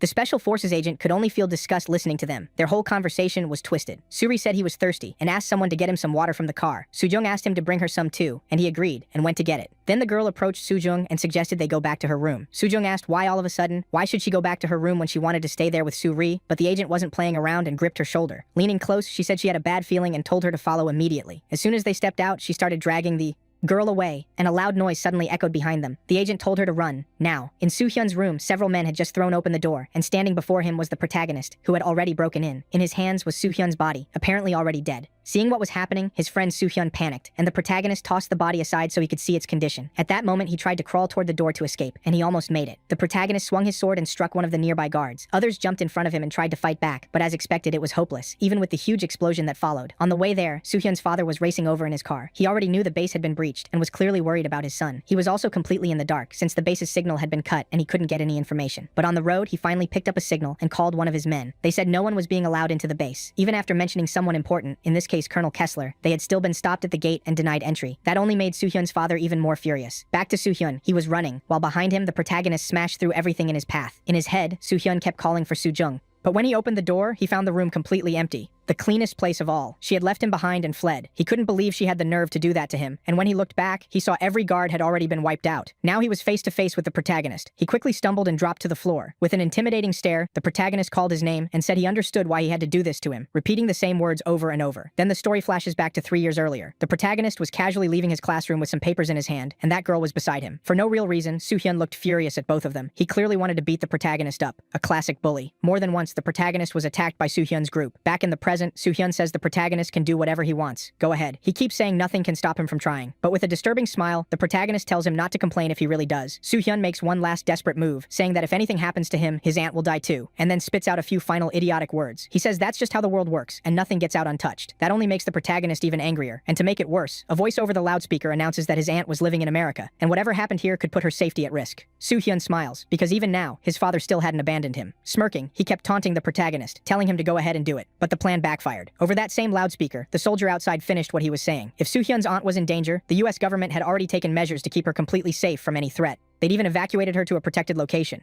Soo-hyun's smile vanished. Now he was completely at the protagonist's mercy, wondering what would happen next. Back in the United States, that scientist showed a clear interest in the protagonist. She was pleased with everything unfolding, saying that using relatives as leverage was a very basic trick, and an easy one to counter. Then she's told that one of the evacuees from that building was the president's daughter. They were requesting a helicopter to get her out safely. She wanted to keep the operation under control, but if anything happened to the president's daughter, it could cause serious trouble. So for now, she agreed it was best to send the helicopter and get her out first. They could decide the rest later, with cooler heads. So she gives the order, send the helicopter and extract the girl. After her subordinate leaves, her interest in the protagonist becomes even more obvious, and she admits she really wants to see him. Back at the building, at the US base, Soo-hyun had already been badly hurt. He was crawling across the floor, because with his sword, the protagonist had cut off what he used to stay on his feet. Looking down at him, Soo-hyun still calls his name, asking why he did it. He replies that he was trying to finish this quickly. Maybe he wouldn't even feel much pain. But after what Soo-hyun had tried to do to him, he knew it would always end like this. He goes on, saying Soo-hyun was never the type to get scared and reflect on his mistakes. He'd always been stubborn, with an ego through the roof. So after everything he'd done, the protagonist had prepared something special just for this occasion. Something that would consume him slowly. This would be his goodbye. A massive flame rises along his sword. The same flame that appeared above the rooftop a long time ago. Then he turns it towards Soo-hyun's body, and at that point, you can imagine what happened. The internet was going insane, saying he was inside a US base. Everything was chaos around the world, and some people still thought it might all be fake, because in modern times, not everyone is ready to believe in superpowers. Back at the base, Soo-hyun's father arrives and orders everyone to move aside. He wants in, but even he's stopped at the entrance. The guy is furious, veins bulging, yelling that they clearly have no idea who he is, and if they don't move, they'll regret it. Meanwhile, Soo-hyun was now feeling firsthand what the protagonist's parents had suffered. I can't describe that scene in detail, but you can probably picture it. He was meeting an end very similar to the one the protagonist's parents faced. Takeshi Hong says that maybe now he can finally feel at least a fraction of the agony his parents went through. Back to Soo-hyun's father. He keeps trying to force his way inside, but the guard tells him the orders came from the very top, so there's nothing he can do. Even so, the man gets slapped by Soo-hyun's father. Then he drops the act and speaks seriously. He says he knows how these things work. No one gains anything by defying him. So if even he isn't being allowed in, then something extremely serious must be happening. If he tried to push further, he'd definitely be the one who paid for it. And on matters like that, he knows very well. The men there had no choice. They were following orders. At that point, he calms down a little, realizing something major is behind all this. He asks them to hand over his phone, but they warn him there's still no signal. The whole area has been blocked off. All he can do is wait for news while his son goes through all of that around Takesejong. Elsewhere, that kid from earlier reports everything to the president, including that his daughter is safe. safe. A woman enters his office and says he has a call from the agent in charge of protecting his daughter. He immediately tells her to put it through and asks Agent Nam how she is. She confirms the girl is safe and tells the president to stay calm. Then she hands the phone to Soo-jung, who also says she's fine. He asks if she's hurt, but she says no. She explains that her agent had a bad feeling, so they got out in time. Relieved, the president asks for the phone back. With the phone in hand, the agent says they're on their way to the helicopter and heading for the nearest helipad. For now, they'll keep moving quietly. The president says that's good, but then he asks about Soo-jung, whether he's with them. The agent says that when they escaped, the president immediately sees the problem.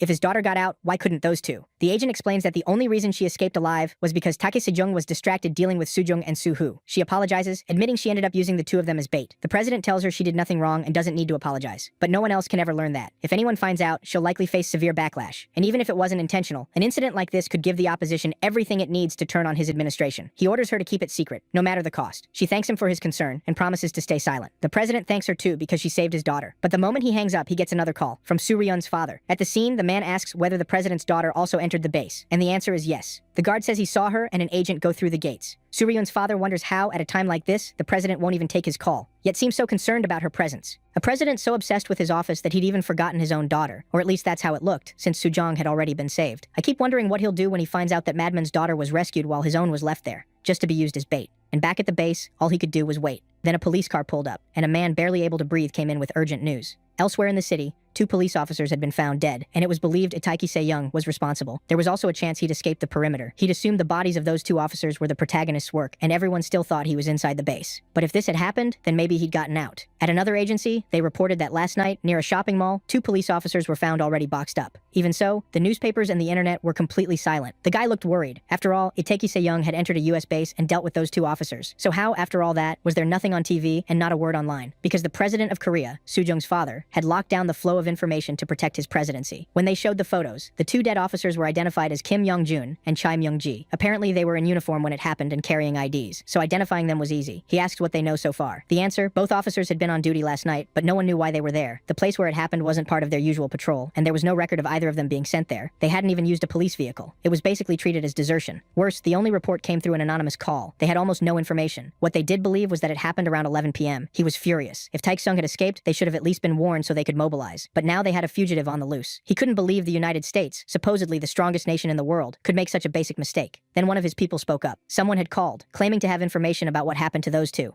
Back at the base, officers arrived at the scene of the incident, and yeah, you can imagine what it looked like. I can't even show it on YouTube, but you get the idea. A little farther ahead, he found Soo-hyun looking like burnt barbecue, if you know what I mean. He wondered how that had happened and thought the protagonist had to be insane. The guy's condition was beyond critical. He looked terrified and his body was still moving. They wondered if it was just some kind of nervous reflex, because being alive in that state would be nothing short of a miracle. He asks what they should do, take him to a doctor, but the answer was that nothing could be done anymore. The best option was to leave him there, secure the area, and start cleanup. Soo-hyun still seemed conscious, though. Tears were running from his eyes. You could say he got exactly what he'd done to the protagonist. Outside, the protagonist was already there, and a few soldiers stopped him. One told him that someone from his own country wanted to speak with him, and was eager to meet him. The protagonist glanced around, then leapt high into the air to escape. But the soldier shouted that the person who wanted to see him was the one responsible for keeping his aunt from being hurt. They were the one who'd ordered her protection. The moment he heard that, the protagonist immediately dropped back to the ground. Anyone who protected his aunt could be considered one of the good guys, so he stayed and went inside with the guards. They told him to rest for the night and that the person who wanted to see him would visit in the morning. They'd prepared a good dinner for him, plus clothes if he wanted to change. They also said he was free to leave the room anytime and walk around outside. Basically, they were scared of him. After apologizing for the inconvenience, the man left the protagonist alone in the room. The next day, Takashi Young had changed clothes, and the person who wanted to meet him was Po, who said he was very happy to meet him. He explained that America had a major plan, but Takashi Young cut him off and told him to get to the point. The man noted that the protagonist was quite impatient, but he was only 18. Then he laid it out simply. All he needed to know was that America wanted him. The US base represented sovereign, heavily fortified territory fully under their control. Still, they had interfered with what he was doing, and what he wanted now was for the protagonist to join their side so they could help each other. He said the US government and he himself were the ones who stopped the Korean government's attempt to take his aunt. They had orders to seize her on US soil and use her to stop the protagonist. But the US government refused and moved her to safety, where she was fully protected. The protagonist asks if this was the Korean government's doing, and the man says the people behind it were agents of the Korean government, working through an organization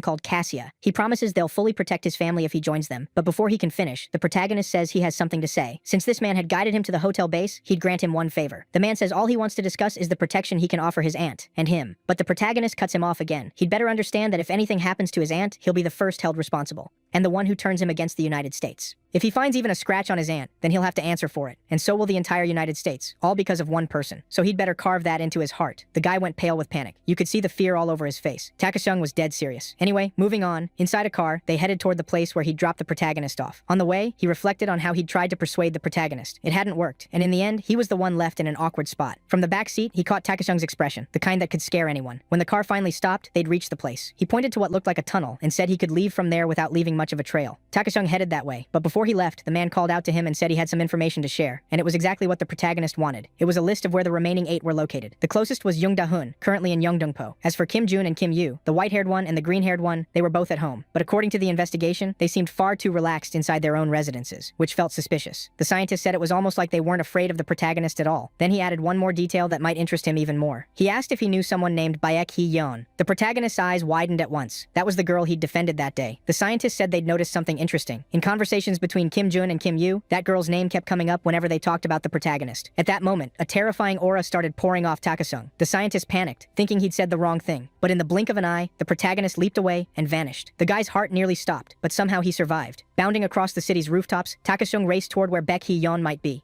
He was following the scientist's directions, and one look at his face made it clear. He wasn't playing around. On the other side of the city, a man was investigating another guy. He said something similar to what the scientist had brought up, that he knew Baek Hee-yeon, and that she'd also been a victim of the incident from 3 years ago. The one involving those 10 people, the protagonist's parents, and the 8 others. The investigator wondered how he knew that, since there wasn't much information about what had happened to her. The man explained that back then, he got a call about 2 students who were seriously injured, a male and a female student. 2 ambulances were dispatched that day, but in a later call, they were told only one had actually been sent, and the other apparently never made it to the scene. The investigator was starting to understand what that meant. They had really been trying to cover up what happened to the girl. Shaken, the man said he could reveal more about what happened at the hospital and identify the medical staff involved. Because back then, it was considered critical that nothing related to her ever got out, and everything that happened had to be kept completely secret. On the other side of the city, at the psychiatric hospital, inside a room, someone was scribbling on the walls and drawing strange pictures. It was a girl. Baek Cheon. As she stared at the drawings, including one about 2 police officers, she seemed to apologize, saying she had no choice. That's when the pieces finally click into place. 2 cops had been found after going to investigate, and it looks like she was the one who did that to them. Not only that, she was fully responsible. We still don't know exactly why, but it seems those officers were hiding something. Higher up on the wall, another disturbing drawing seemed to depict what happened to the protagonist's parents, and in her mind, she kept calling out the protagonist's name. Back at the interview, the investigator keeps pressing for what happened to Baek Cheon. The man explains they were forced to say only 1 ambulance had been sent to the scene. The investigator asks why Tae Se-young's information was released, but the girl's wasn't. The man admits they were bribed, so they couldn't talk. Even Tae Se-young's parents never knew the other girl was alive. That infuriates the investigator. They hid something this important for years. The man sitting there is clearly terrified, his voice shaking. He says it's horrible, but he couldn't keep carrying this alone anymore, so he told the truth. Powerful people can silence anyone they want, and his family was no exception. When asked what happened to the girl's family, he says they were compensated.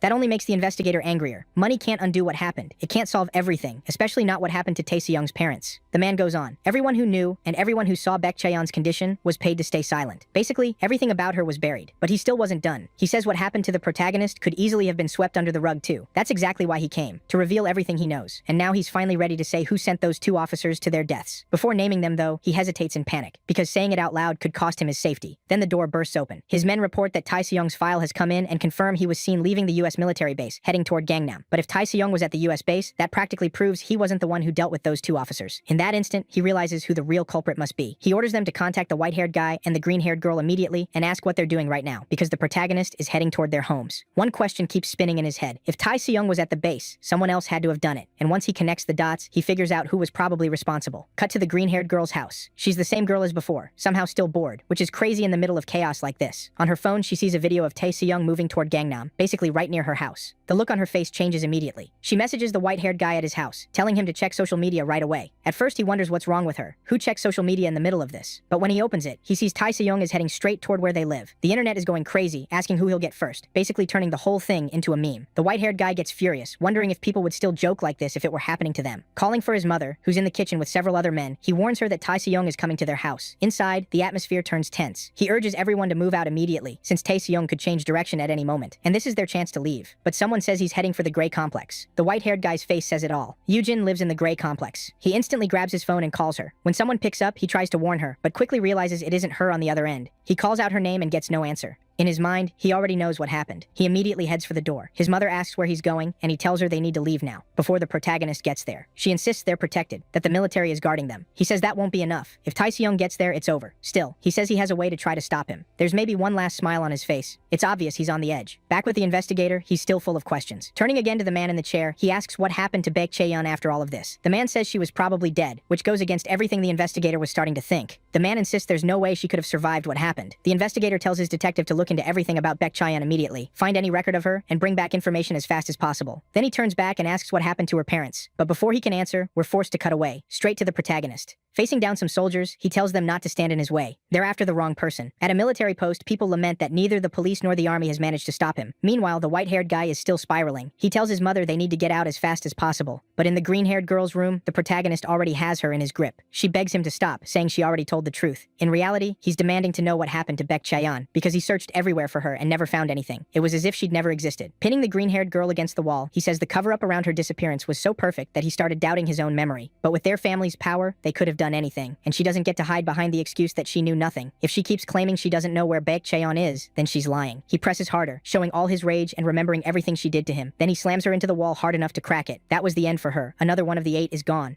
Back at the hospital where that girl is being kept, the white-haired guy arrives with several other men. He asks what they're doing there, then shoves aside the doctor and heads straight for Baek Chae-yeon's room. When he finally reaches the door, he finds the girl and says it's been a while since they've seen each other, but one look at her makes it clear she's far from stable, and it almost seems like she'd been waiting for him. Then someone behind them suddenly reports that Baek Chae-yeon has arrived, and when they turn around, Chae-yeon is already on her feet, rushing straight at the boy with shocking speed. Outside, total chaos breaks out as the protagonist reaches the hospital with his sword. Realizing he won't be able to walk in calmly, he smashes through the floor with a jump, reaching the right level in seconds. There are soldiers up ahead, but you can guess how that goes. With his speed, he blows right past them. After tearing through everyone in his way, he heads for her room. Looking through the window, he sees stains splattered everywhere. You can imagine what they really are. As he opens the door, he assumes something terrible may already have happened to her, but what he sees is completely different. The girl is perfectly fine. The same can't be said for the white-haired guy. His condition is so bad, it can't really be shown. He's in horrible shape. His mother is crying, demanding to know what right they had to touch her son, asking who they think they are. But before she can finish, Chae-yeon takes care of her too, saying that Takasung's parents probably said the same thing this woman just did. Then she looks at him and smiles. The protagonist stares back, wide-eyed, realizing she may be even more unstable than he thought.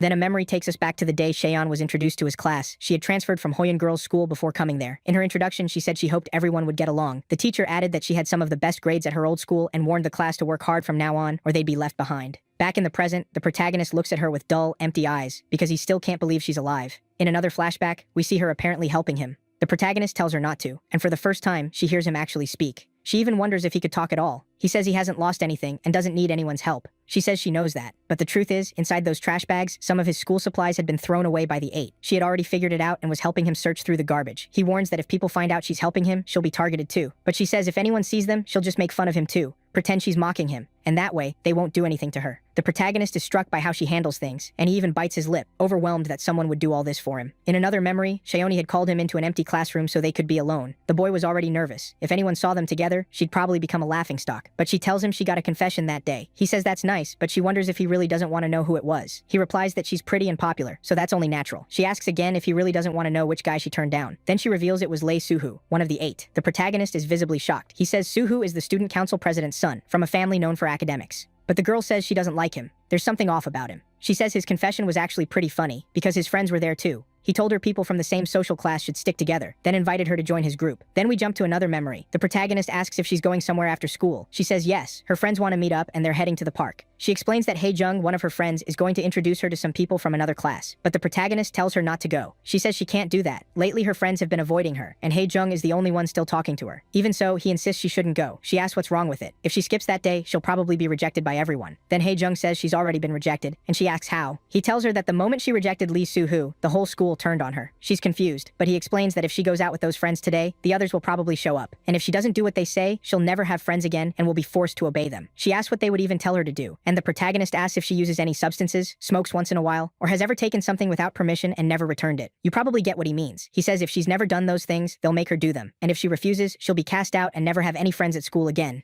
In another memory, the protagonist is taking his usual beating, but this time, someone steps in. That person is Ji Yoon. Her face was still burned into his memory, and even with the marks on her, she looked like the same girl from back then. He places a hand on her face and pulls her into a trembling embrace, whispering her name.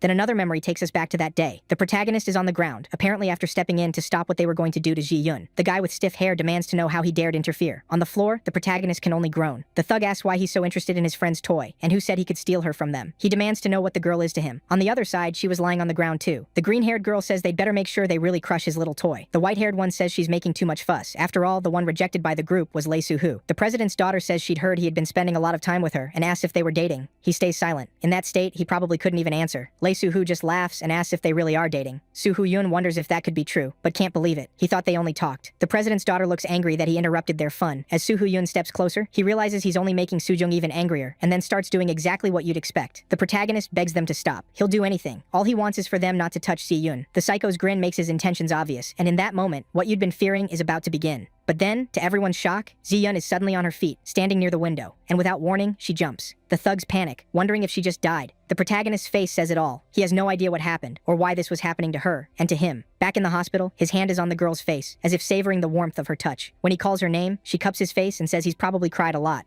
Looking at him now, she can barely recognize him. She says he must have a lot of questions, but the most important thing right now is getting out first. They head for the door and step into the corridor, but are quickly intercepted by several guards. From the protagonist's expression, he has no time for this. Before he can act, a man steps in, apparently someone from the hospital who works with Xenon. The girl clearly isn't naive. She knew exactly who she was dealing with. She thanks him and says he did well. The man tells them to stick to the escape plan. She calls to the protagonist and the two slip away. They quietly leave in a police car. Inside, she says they got out easily by sheer luck. Then she changes the subject and says he probably wants to know how she is. But before she explains anything, she stares at him and asks, when he got so big, where did her cute little Takaseon go? The protagonist still can't believe any of this. He never thought she was still alive. She asks if he's not going to say anything to her or even ask what happened. But the only thing he asks is whether she's hurt anywhere. He says he thought she was dead. Suddenly, the girl throws her arms around him and finally breaks down in tears. Over and over, she says she's here, she didn't die. She says she couldn't tell him and apologizes for making things so hard on him. The protagonist can't hold back anymore either and starts crying too, holding her hand as they cling to each other. They remember everything that happened and are simply grateful the other is still here. Anyway, moving on, we return to that guy being questioned by the investigator. Getting straight to it, the investigator asks if he knows who was responsible for those two police officers being killed, and whether Baek Xie-yun's parents could have been behind it. Even nervous, the guy says it wasn't Baek Xie-yun's parents who killed the officers. They actually died in a car accident a year ago. Everyone inside the vehicle died. The investigator is completely confused, but the man goes on, saying her parents were not good people. The investigator asks what he means by that. What did they do? Shaken, the guy says it's because of them that everyone stayed silent. They offered 10 million to keep people's mouths shut. And inside the truck, the protagonist is hearing the same story directly from Baek Xie-yun. She asks if he wants to know what her parents did after covering up her real condition in exchange for money. The protagonist can't even find words for how awful that is. The girl, clearly not in a normal state, says they received 200 million to stay silent about what had happened to her. In short, her parents kept quiet about her situation just for the money. They had basically sold their own daughter, and she says they did even worse. After taking that huge payout, they went after everyone who had contact with her and knew the truth, bribing them too to stay silent. In the end, everyone was forced to forget Baek Xie-yun had ever existed, and it was all led by her own parents, who sold her for money. Hearing that, Takesayunga can only think about how unbearable that must have been for her. He slams the side of the truck, hard enough to make it swerve across the road. She tells him to calm down. It was a long time ago, and there's no point getting angry now. She says she was in a coma for about a year, but she knows he went through something similar too, and asks when he found out that his parents had also died.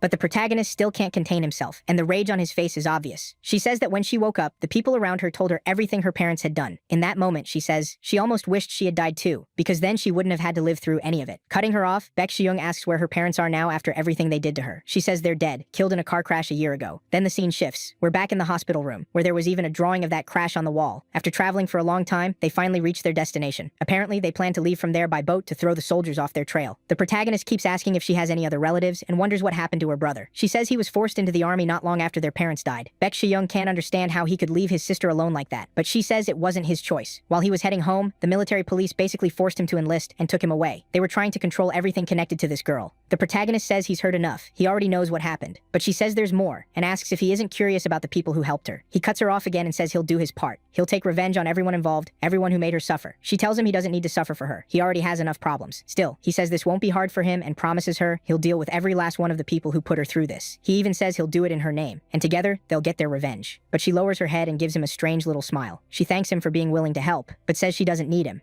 and he shouldn't do it. He's startled, but she explains that the one who has to deal with them is her. Only then will the revenge truly feel like it was hers. She has to do it with her own hands, or it won't feel right. And that, to her, is true revenge. Then she admits that last night she took out 2 police officers. the same ones who were there that night, where everything happened. She says she cut her hair to look like the protagonists, so now they probably think he did it, and she apologizes for that. She had planned to carry out her revenge quietly, from the shadows, without anyone noticing. But after seeing what Takeshi Young was doing, how he was striking back at everyone, she found the courage to face them head-on and finish her revenge in the deadliest way possible. She says everyone needs to know that the two of them are the real power in this world, and together they can crush everyone who made him suffer. Back at the interview, the witness keeps talking about what happened to Cheyenne's parents. He says that before the crash, on the very day the video about the protagonist's parents spread, they came to them and said the whole state was in chaos, that things had gotten too big, and the easiest solution was money. So everyone had to stay quiet about what happened to their daughter. If they cooperated, they'd all get a huge payout. Everyone there knew it wasn't really an offer, it was a threat. If they refused, they'd probably end up dead. The man says he did try to refuse, but they were powerful people, and everyone was terrified of them. Ignoring them was nearly impossible unless you didn't care about your life. The investigator can barely believe what he's hearing. It still feels unreal. But the witness goes on, saying that a few days later the crash happened, killing Baek Cheyenne's parents, and he knows it wasn't an accident. Apparently, he has proof. He shows his phone. On the day of the crash, he received a message that said, "Wait, you're next." At that point, it looked like everything had been planned, even the crash itself. The investigator says that makes no sense. Who would have ordered something like that? Maybe the people being bribed, maybe outsiders, or maybe even Takeshi Young. But he doesn't know the protagonist was in a coma back then, so that theory falls apart. Just then, another man opens the door and walks in. He says he told him to investigate Baek Cheyenne's parents, and demands to know what he's doing here. But the investigator says there's nothing to investigate. Baek Cheyenne is very much alive. The man asks what that means, and he says he got word that Takeshi Young is going to see her. The police and the military are already heading for them. The investigator grits his teeth and wonders why the police are involved at all. They're tactical forces. The police will only get in the way. Things are going badly for him. Back on the boat, the girl tells him to keep pursuing his revenge to the end. She won't stop hers either, and they should each take revenge in their own way, without interfering. She says her revenge is something she has to face alone, but the protagonist can't accept that. He hasn't seen any signs she can protect herself, and he's scared of what might happen to her. She keeps saying the world has to become a better place, and the less evil there is, the more good can reign.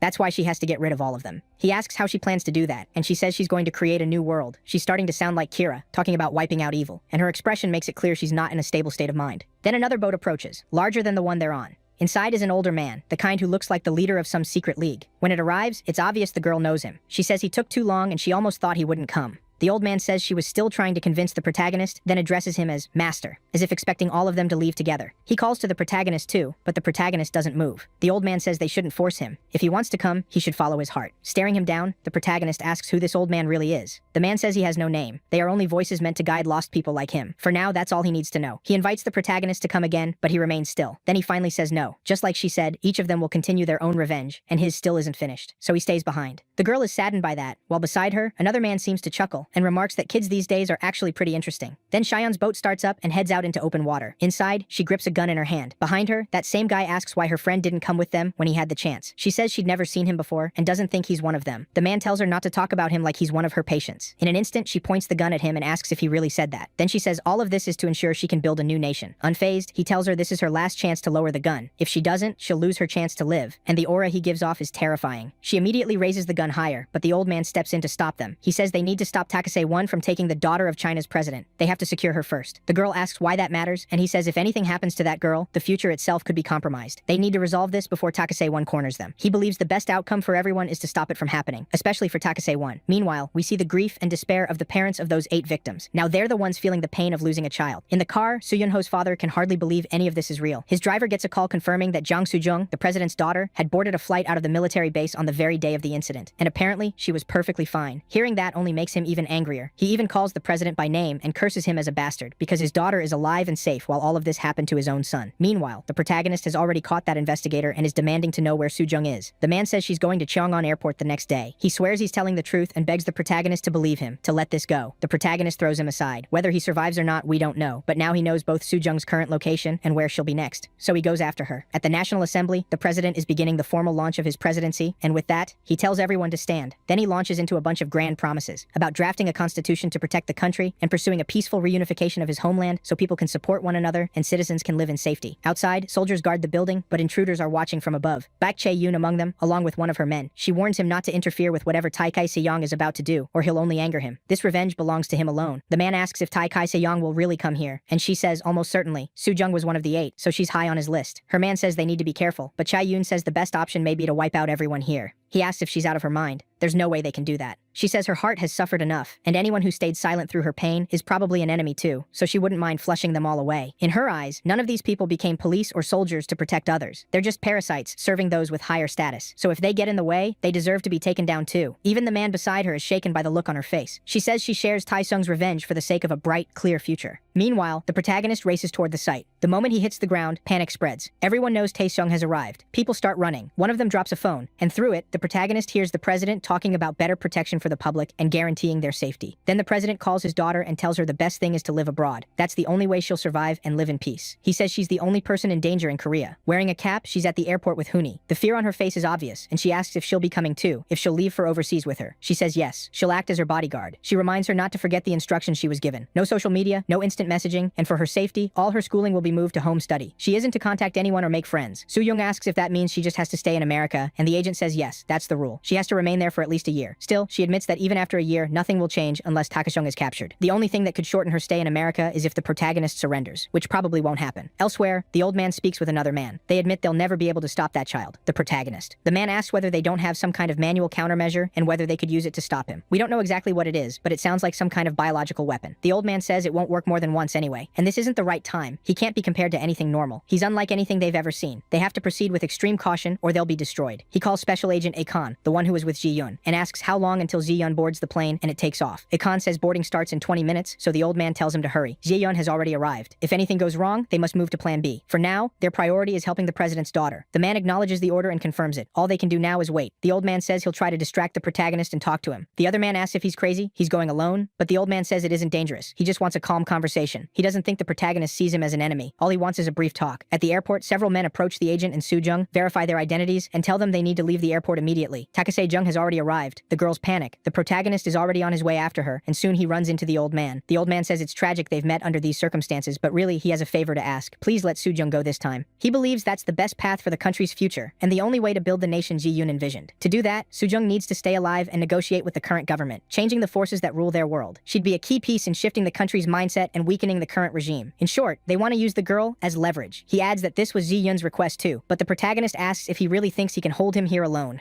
The old man says that if he harms Soo-jung, Xie-yun will be disappointed. She's waiting for him on the other side to build the world they always wanted, but Tai Kwon-jung says he doesn't care about government deals. All he wants is to finish his revenge, and he won't tolerate anyone using Ji-yun as a shield. If the old man tries that again, he'll be next, so he needs to get out of the way. Leaving the old man behind, he heads straight for Soo-jung. The old man nearly drops from a heart attack. Meanwhile, Soo-jung is still trying to get out with those men. The agent asks where they're going and whether that route is really secure. She says once they board the plane, Tai Kwon-jung will still be a major threat to her. The man says they know and tells her not to worry. There's no way Tai Kwon-jung can find this route because they're using an unofficial one. Outside, soldiers are being briefed on how to stop the protagonist. If they see him, they have permission to kill. Everyone is told to stay alert, but Tai Kwon-jung is already standing behind one soldier, telling him to move. Terrified, the man drops to the ground, and Tai Kwon-jung starts walking past him without a problem. But then the soldier makes a very stupid choice. He opens fire on the protagonist. He dies instantly. The old man gets word that Tai Kwon-jung is heading for the runway, exactly where Soo-jung is going. He says the protagonist has an incredibly sharp sixth sense and orders every unit to avoid contact with him. From here on, resistance is pointless. But the other man says time has already run out, and Soo-jung should be able to leave safely. At least, that's what it seemed. The protagonist keeps running past everyone and finally spots her from a fair distance away. He's found her at last, and lets out a huge shout. But it's the exact moment she boards the plane, just as it's about to take off. He knows that even if he jumps, he won't reach it in time. So he throws his sword at the plane and hits it, dragging it back down fast. Just like that, he stops her escape.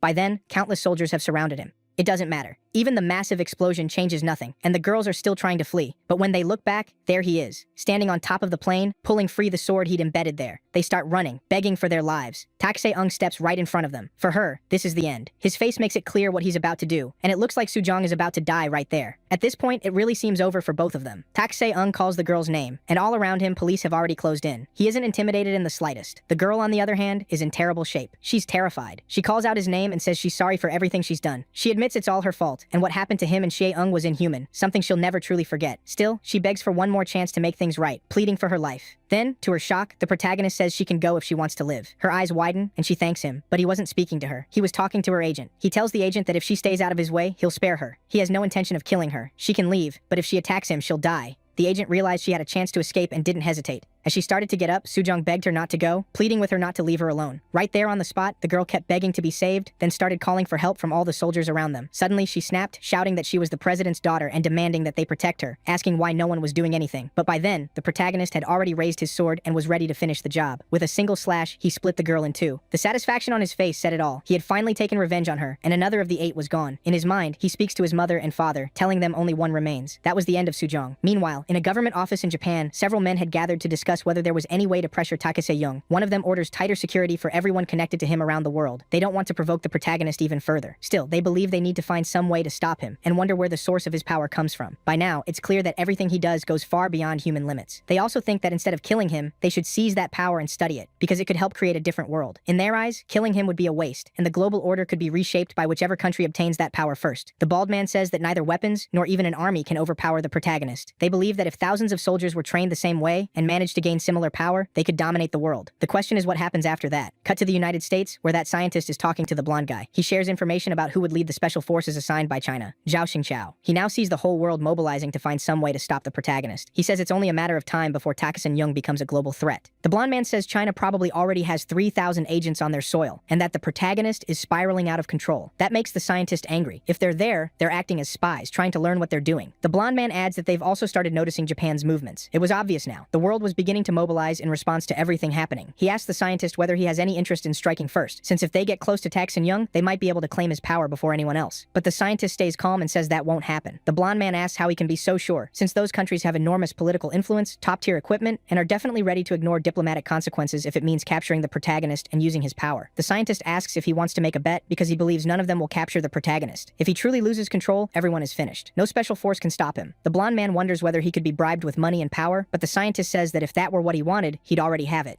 That isn't his goal. The blonde man then wonders if China might even offer him land and greater protection for his family and relatives. The scientist admits that could tempt him, since he's desperately trying to avenge his parents and protect his family. He says they need reinforcements and broader support inside the United States. The blonde man asks if he really plans to use Airborne Division 82 to protect a civilian family. For context, that division was extremely important and reserved only for people of the highest value. Using it for the protagonist's aunt would be something outrageous. But the scientist says that's exactly his plan, because they need Tae-sung to owe them a favor. By protecting his aunt to the very end, they might earn at least a little mercy from him. That way, Tae-sung will owe them all one. Outside, under heavy rain, Soo-hyun's father was in terrible shape. The look on his face showed how shaken he was, but he made a promise. He would return all the pain he had felt and make those responsible suffer something even worse. He would avenge what happened to his son and make them all pay. Even the president had betrayed his trust, and he doesn't believe even the president will escape his plans. After everything that happened, all the parents who had lost their children gave a major interview. There, they issued a warning to Tae-sung, since their children had died in horrifying ways. All of them said the government was incompetent and unable to protect its people. And now, ironically, they were the ones in that position, when not long ago, all of this had happened to the protagonist's parents. Now they were feeling for themselves what it meant to have no one help them. But the public was starting to take center stage too.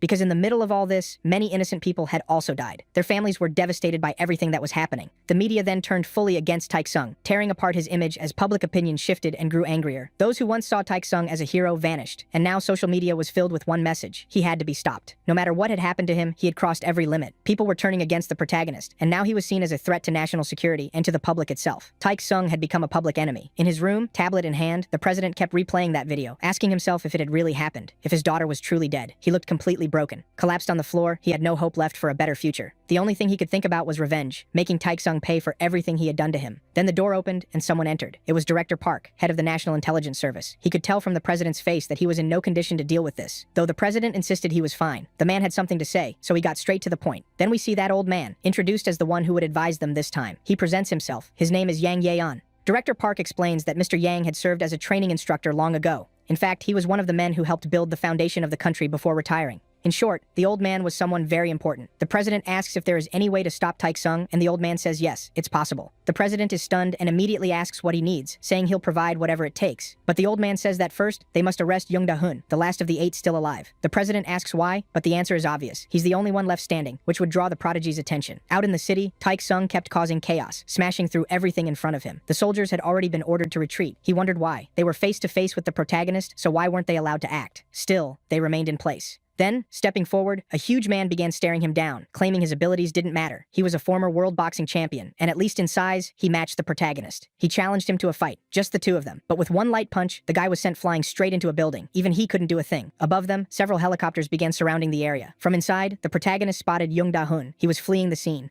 That made him furious, and he started leaping in that direction. But he quickly realized he wouldn't reach him in time, so he climbed to the top of that building. There, he could see a photo of all 8, including Young, and he swore he would find him and finish his revenge. Back at the building where Ziyun and that man were, she had also seen the video of what the protagonist did to Sujung. She says she wished she had done it herself. Those words clearly unsettled the guy beside her. Then he got a call from the agency, ordering him to leave a team behind to watch Takise Young and to have everyone else there return as quickly as possible. He hesitates, wondering if that's really the right move, since Takise Young was nearby, and pulling back all the soldiers went against their original plan. Still, he's told they need to get out immediately, because active spies from other parts of the world were surrounding the area. In fact, Ziyun herself had become a target after they discovered she might be important to the protagonist, so they had eyes on her. He says they should leave a few agents behind, escort Ziyun, and get her out of there as fast as possible. That she's the most important person they need to protect right now, and that she'll definitely be the key to stopping the protagonist someday. He keeps insisting she's their top security priority, even above his own life. They have to report any move Xie1 makes, and she isn't to go anywhere without permission. He assures her he heard her message, and the girl realizes she overheard part of it. She wonders if she'll have to go back too, but he says he's only following orders from above, and asks her not to be angry with him. Meanwhile, aboard the helicopter, Young and Dahun, along with the president and the old man, arrive at the site. The president wonders why there's nothing in the area. It just looks like empty forest. Then, pointing to a hidden spot, the old man says they're going below it, into what is basically a massive tunnel. They get into a car and head toward the secret base. The president is still curious about what exactly this place is, but the old man says they're almost there and that he'll explain everything when they arrive. Once they stop in front of the enormous gate, the president realizes it's a huge facility. He's stunned. He didn't even know this place existed, and it's absolutely massive. Inside, the old man says this is where they'll capture Takei 101. The president starts getting irritated and asks what the plan actually is, since no one has told him anything. Looking over the structures, he thinks Takei 101 could tear this place apart easily, and that it doesn't seem especially secure. But the old man says they have a setup designed to neutralize him. The president still doesn't understand, and the old man adds that the method has already been proven. The president asks what that method is, and the old man says someone with strength, speed, and senses just like Takei 101 had already existed in the past. The president asks what he's talking about, and the old man says it happened around 30 years ago. The president calls it nonsense. He's never heard of anything like that. He asks how someone like that could have existed without anyone talking about it, especially when the entire country is panicking because of this current one. Not even the president had heard about an incident from 30 years ago. The old man explains that back then, it was easy to shape public opinion and much harder to access information than it is today. The president says that even so, it's impossible no one would know. But the old man says something had been done to the citizens, and they remember it differently. In fact, even the president already knew who this man with all those powers was. The conversation is getting even stranger, but the old man finally says his name was Marushi. At once, the president seems to remember something. Director Park explains that Marushi was, for a time, the best agent in the Korean CIA. The president realizes then that he had worked for the country and asks where he is now. But the old man says he's long dead, no longer in this world. That's what makes it strange. With all those powers, what could possibly have taken him down? The president is confused. If he worked for Korea, then who killed him? And if even he died, that meant the protagonist could too. The old man says that, to be precise, the group responsible for killing him and containing him wasn't part of the government's plan. It was the North Koreans who created the operation to capture Marushi. And it all happened because, on one occasion, he alone successfully carried out a mission that destroyed 3 North Korean military squadrons all by himself, the same way Taksin Young is doing now. And back then, he was even younger than the protagonist is now. The president says that even someone like him was captured and killed. The old man says yes, he was captured, but they failed to kill him. He explains they never intended to kill the protagonist either, only to capture him and use his power. But in the end, Marushi still managed to escape. The president is still deeply confused and asks, once and for all, how he died. The old man says he was killed while fighting rebel forces. The president can't believe it. A man that strong shouldn't die over something so minor. Marushi Young had infiltrated a submarine in the East Sea, and while carrying out his mission, the submarine sank to an extreme depth. Even he couldn't make it back to the surface. Cutting back to the city, Takase Young is still wondering where Jung and Darin are. As he approaches, he realizes he's reached Nungwan High School, his old school, the same place where all of it happened. With one leap, he lands on the rooftop. Looking down, memories begin to flood back, like the time he went to the principal and said they were being excluded at school, only to be told it was normal, that everyone grows through that phase, and that the principal had too much to worry about to deal with him. Staring below, he sees the place where it all happened, and the flashbacks keep coming, along with the words he once heard. The only person who had been there to help him was Chie. Young remembers everything that happened to the girl, and everything that happened to his own life, and surely to his parents too. He says he'll finish his revenge, and the thought only fuels his rage. With one massive punch, he splits the school building straight down the middle, destroying the place where all those terrible things happened to him. Back with the president, he goes to see Young Da-hoon's father. When they meet, he thanks him for coming. The president explains that all the other children are dead, and the only one still alive is his son, so he has to do everything possible to keep him alive no matter what. The president adds that this is no longer the safest place, since it seems Takei Seyoung also knows about it. Young Da-hoon looks terrified. The president says that according to the unit commander, Takei Seyoung is already moving toward this place. Since the boy is now his only target, the president plans to move him to a secure location they've prepared. The boy's father asks if they're sure this is necessary, then thanks the president for coming himself. The president says he came personally because he knew the man wouldn't hand his son over to just anyone. If someone else had come, he might not have believed them. The father can only thank him, but of course it isn't that simple. The president has another plan. In the car, he barely even tries to talk to the boy. He says everything will be fine, but his face gives away his real intention: to use him as bait. Outside the school, Takei Seyoung keeps moving. A car has just arrived in front of him, and back at the secret base, they've reached their destination. Young Da-hoon asks where they are, and the president says it's a place even Takei Seyoung won't find. He tells him not to worry. They'll capture him and kill him. Meanwhile, the car that stopped in front of the protagonist points him to the exact location where Young Da-hun is being taken and tells him to stop sending innocent police officers and soldiers to their deaths. Take Se-young says all of this is their fault. They attacked him first. Ignoring everything else, he heads for Young Da-hun to finally bring his revenge to its end. At the base, Director Park congratulates the president for bringing the boy. The president says he had to speak to the boy's father in person to make it happen, since he wouldn't trust just anyone with his son. Director Park praises him and asks about the boy's condition. The president says he's badly shaken, and inside a chamber, the boy pounds on the door, begging to be with his father. He's essentially trapped behind the screen, and the old man watches everything as the boy begs to be let out. The president wonders if they really can draw the protagonist's attention and make him come there. The old man says that as long as Young Da-hun is there, Takeseung will have no choice but to enter the base. The president wonders whether he'll realize it's bait, since the whole thing feels too suspicious. The old man says it isn't just a trap. If Young Da-hun is there, he'll serve a purpose, and not just by drawing the protagonist in. What the old man really means is that the boy will still serve as bait even after he's dead. He's been handed over so the protagonist can finish his revenge, and only after that will they put their real plan into action, because he has to believe it isn't a trap. Then a call comes in on their phone. The protagonist has reached the area, and the plan must begin immediately. Inside the chamber, the boy grows more desperate, begging them to open the door. Outside, the protagonist has already arrived and managed to locate the base. In his mind, he calls out the boy's name. Then he glances to the side and sees countless police officers surrounding the area, but he pays them no attention and keeps moving toward his target. With his sword, he strikes a rock with full force and detonates a bomb hidden there. Realizing there could be traps like that, he ends up exposing the base's entrance. The soldiers are stunned that he figured it out so quickly, but now it's easy for him to reach Young Da-hun, and with sheer strength, he forces the door open with ease. The boy starts to panic. Now he's face to face with him. He tried to run, only to stop short at the sword lodged in the ceiling. Behind him, the protagonist stood ready to finish his revenge. The hide-and-seek was over. This would be the end for all 8 of them, including Tae-seung. At last, he could put everything that had happened to rest. Now, cutting to outside the base, some police officers gave the order for the bomb squad to move, and a huge explosion went off. It did absolutely nothing to Tae-seung. Now he could finally do what he came there to do. You could see it on his face. He was completely unhinged, on the verge of doing the one thing he'd waited so long for. He hurled Da-hun into the wall, and the impact alone caused him intense pain. Da-hun groaned on the floor, but then Tae-seung stomped down on his leg. He ordered him to get up, but as Da-hun tried, he noticed a strange gas pouring into the chamber from above. The moment he stood, Tae-seung struck again, sending him flying across the room. Then the protagonist grabbed him by the neck and pinned him to the wall. At that moment, he realized his vision was starting to blur. Pressed against the wall, Da-hun started laughing like a madman, calling Tae-seung an idiot. Something was being pumped into the chamber to weaken him. Outside, watching through the cameras, the president asked the old man what that fog in the chamber was. He wondered if it was some kind of biological weapon, but the old man said none of that would work on Tae-seung. His body was far too strong, and his system could withstand anything a human could endure. So the president asked what it really was, since it clearly wasn't what he thought. The old man answered that it was a rather special substance. To put it simply, weed. The president was stunned. How was that supposed to help?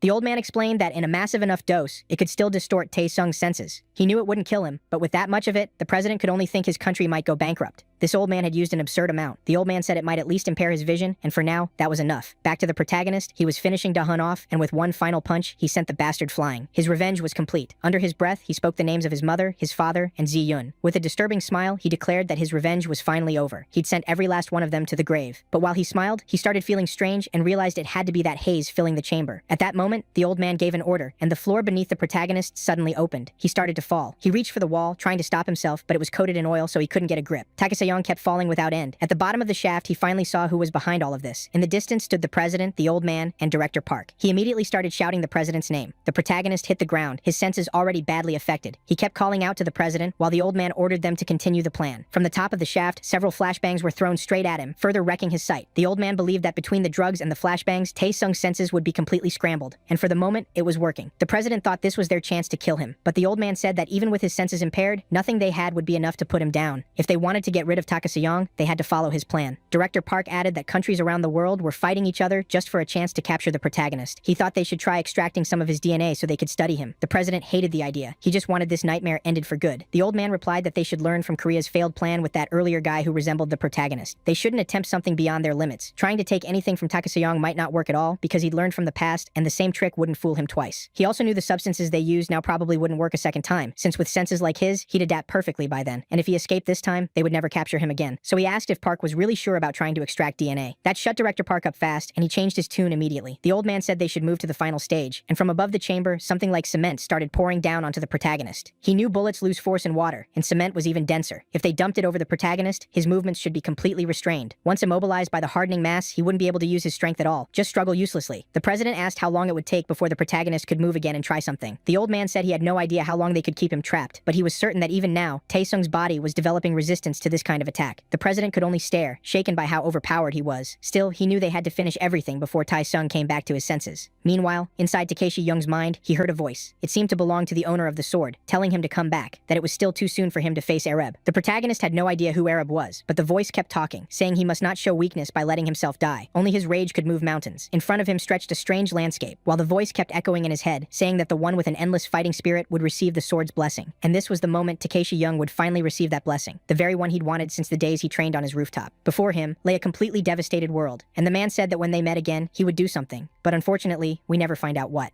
Cutting back to the base, some soldiers were inspecting the area, even trying to pull Takeshi Young's sword out of the ceiling. But they couldn't budge it. It was far too heavy. They wondered how Takeshi Young could lift that thing with one hand when it would probably take several men to move it. Then one of them noticed something strange. With his hands on it, he could feel the blade trembling. He warned his partner that something was wrong with the sword. Right then, a massive force burst out of it, so powerful it even shook the trees around the perimeter. Something bizarre was happening. And down inside the cement, his body nearly petrified, Takeshi Young opened his eyes. Using sheer strength, he began cracking apart all the concrete piled over him and broke free. The old man and the president immediately realized something was wrong. The protagonist was breaking through the cement. At the same time, the sword stuck in the ceiling started radiating even more power, then apparently tore through the structure and flew toward Takeshi Young's body. The soldiers noticed it had vanished. Down below, the president asked Governor Yang whether the protagonist had already regained consciousness. The old man admitted he hadn't expected him to wake up so fast. Still, that wouldn't change their plan. No matter how hard he fought, there was no escaping this place. At that exact moment, a huge tremor shook the facility. He wondered what was happening as the sword burst through the ceiling and entered the area where they were. It almost looked alive. He asked what it was doing there, and the old man snapped that this was the perfect time to run. They had to go now. As they fled, the sword moved on its own, heading straight for Takeshi Young and smashing through the concrete that had pinned him down, shattering it completely. In a panic, they rushed to a nearby car and decided they had to get out of there as fast as possible. While they were on the move, the old man said he was activating his final plan. He was going to bury Takeshi Young in that place, so they needed to get clear before the detonation. He informed the commander that the plan had failed and that Takeshi Young would escape at any moment. The commander replied that preparations were complete. Everything was ready. By the time they finally crossed the end of the tunnel, they were outside. The driver asked where to go, and Director Park told him to head for the helicopter immediately. As they made for the helipad, a massive explosion erupted and the entire place began to collapse. The old man yelled for the driver to floor it. Then shooting out of the tunnel, the sword came flying at high speed, cutting through the surrounding trees as it raced toward their car and slammed into it. The vehicle spun out, crashed into a tree, and left them all stunned. The sword then flew straight back to Takeshi Young, and now it was clear. He really had received the sword's blessing, letting him control it however he wanted. The crash had thrown the president to the ground, and he started cursing Takeshi Young. He demanded that Takeshi give back his daughter, but Takeshi Young barely reacted. He looked into the president's eyes and, remembering what had been done with the sword, seemed to ask his own parents if they would return him too. Then, without a second thought, he controlled the sword and drove it straight through the old man. That was likely the president's end. Inside the car, Director Park was still alive and opened fire on Takeshi Young, but it did nothing. With a flick, Takeshi sent the sword at him, killing him on the spot. He then noticed Director Yang had escaped, but for now, the president came first. The others could wait. Meanwhile, at the Blue House, people were asking where the president was and why the meeting hadn't started. Everyone was already assembled when, entering the room, the secretary announced she had terrible news. President Yang was dead. The room erupted, and people panicked, wondering what they were supposed to do now. They couldn't just hold another election. Then an old man walked in through a rear door, telling everyone to calm down. He was here, so there was no need to panic. The secretary looked relieved, because this was the party's former leader, a man who had served in Congress for 8 consecutive terms. He was the one behind everything, the one giving orders to the president, and he was also the president's father. His name was Jang Yong-hoo. He stepped forward and told the secretary to schedule a press conference for later. Someone in the crowd quietly wondered if the prime minister shouldn't be the one to take over. Jang cut him off, saying all of this had happened because his son ignored his orders and acted alone. He warned them not to do anything foolish and to follow his instructions. Everyone fell silent at once and quickly fell in line. Back at the base, a woman was watching the scene, seeing everything Takeshi Young was doing. She said it was far worse than it looked in the videos. Seeing it in person was insane. Over the comms, some soldiers told her they were almost there, but she immediately ordered them to turn back. If they went in, they'd die for sure. One of them didn't want to listen and kept pushing toward the site, but she told him he didn't understand. The sword in Takeshi's hand was moving on its own. It was practically alive. Nothing about this was human. Several vehicles started approaching the area, including a helicopter. The president really was dead, and Takeshi said he'd promised to wipe out that whole family, and that was exactly what he was doing. He spoke to the dying president, saying he knew the one behind everything was his father, because he'd overheard the man's people talking. Then with a leap, he jumped toward the helicopter and grabbed onto it. On the ground, soldiers shouted not to fire. They might hit the man inside the helicopter. The pilot was terrified, but he asked the protagonist where he wanted to go, while the sword flew beside them, and Takeshi answered, the Blue House. He was to take him there. The pilot obeyed and steered that way. Below, a soldier reported to the commander that the helicopter was heading for Seoul, straight toward the Blue House. On the way, the pilot said they should take the long route, because the closest zone was packed with constant surveillance and security. Getting through there would be nearly impossible. There was also already an order on this helicopter: fire immediately, no warning. If they kept going, it would basically be suicide. He knew Takeshi had survived a missile before, but if this helicopter exploded, he had no idea whether Takeshi could survive a fall from that height. Even if he landed in a river, it wouldn't be easy. Every soldier in base already knew they were coming, and once he hit the water, he wouldn't get a chance to breathe, because bombardment would start immediately. But the protagonist said none of that mattered and told him to keep flying in that direction.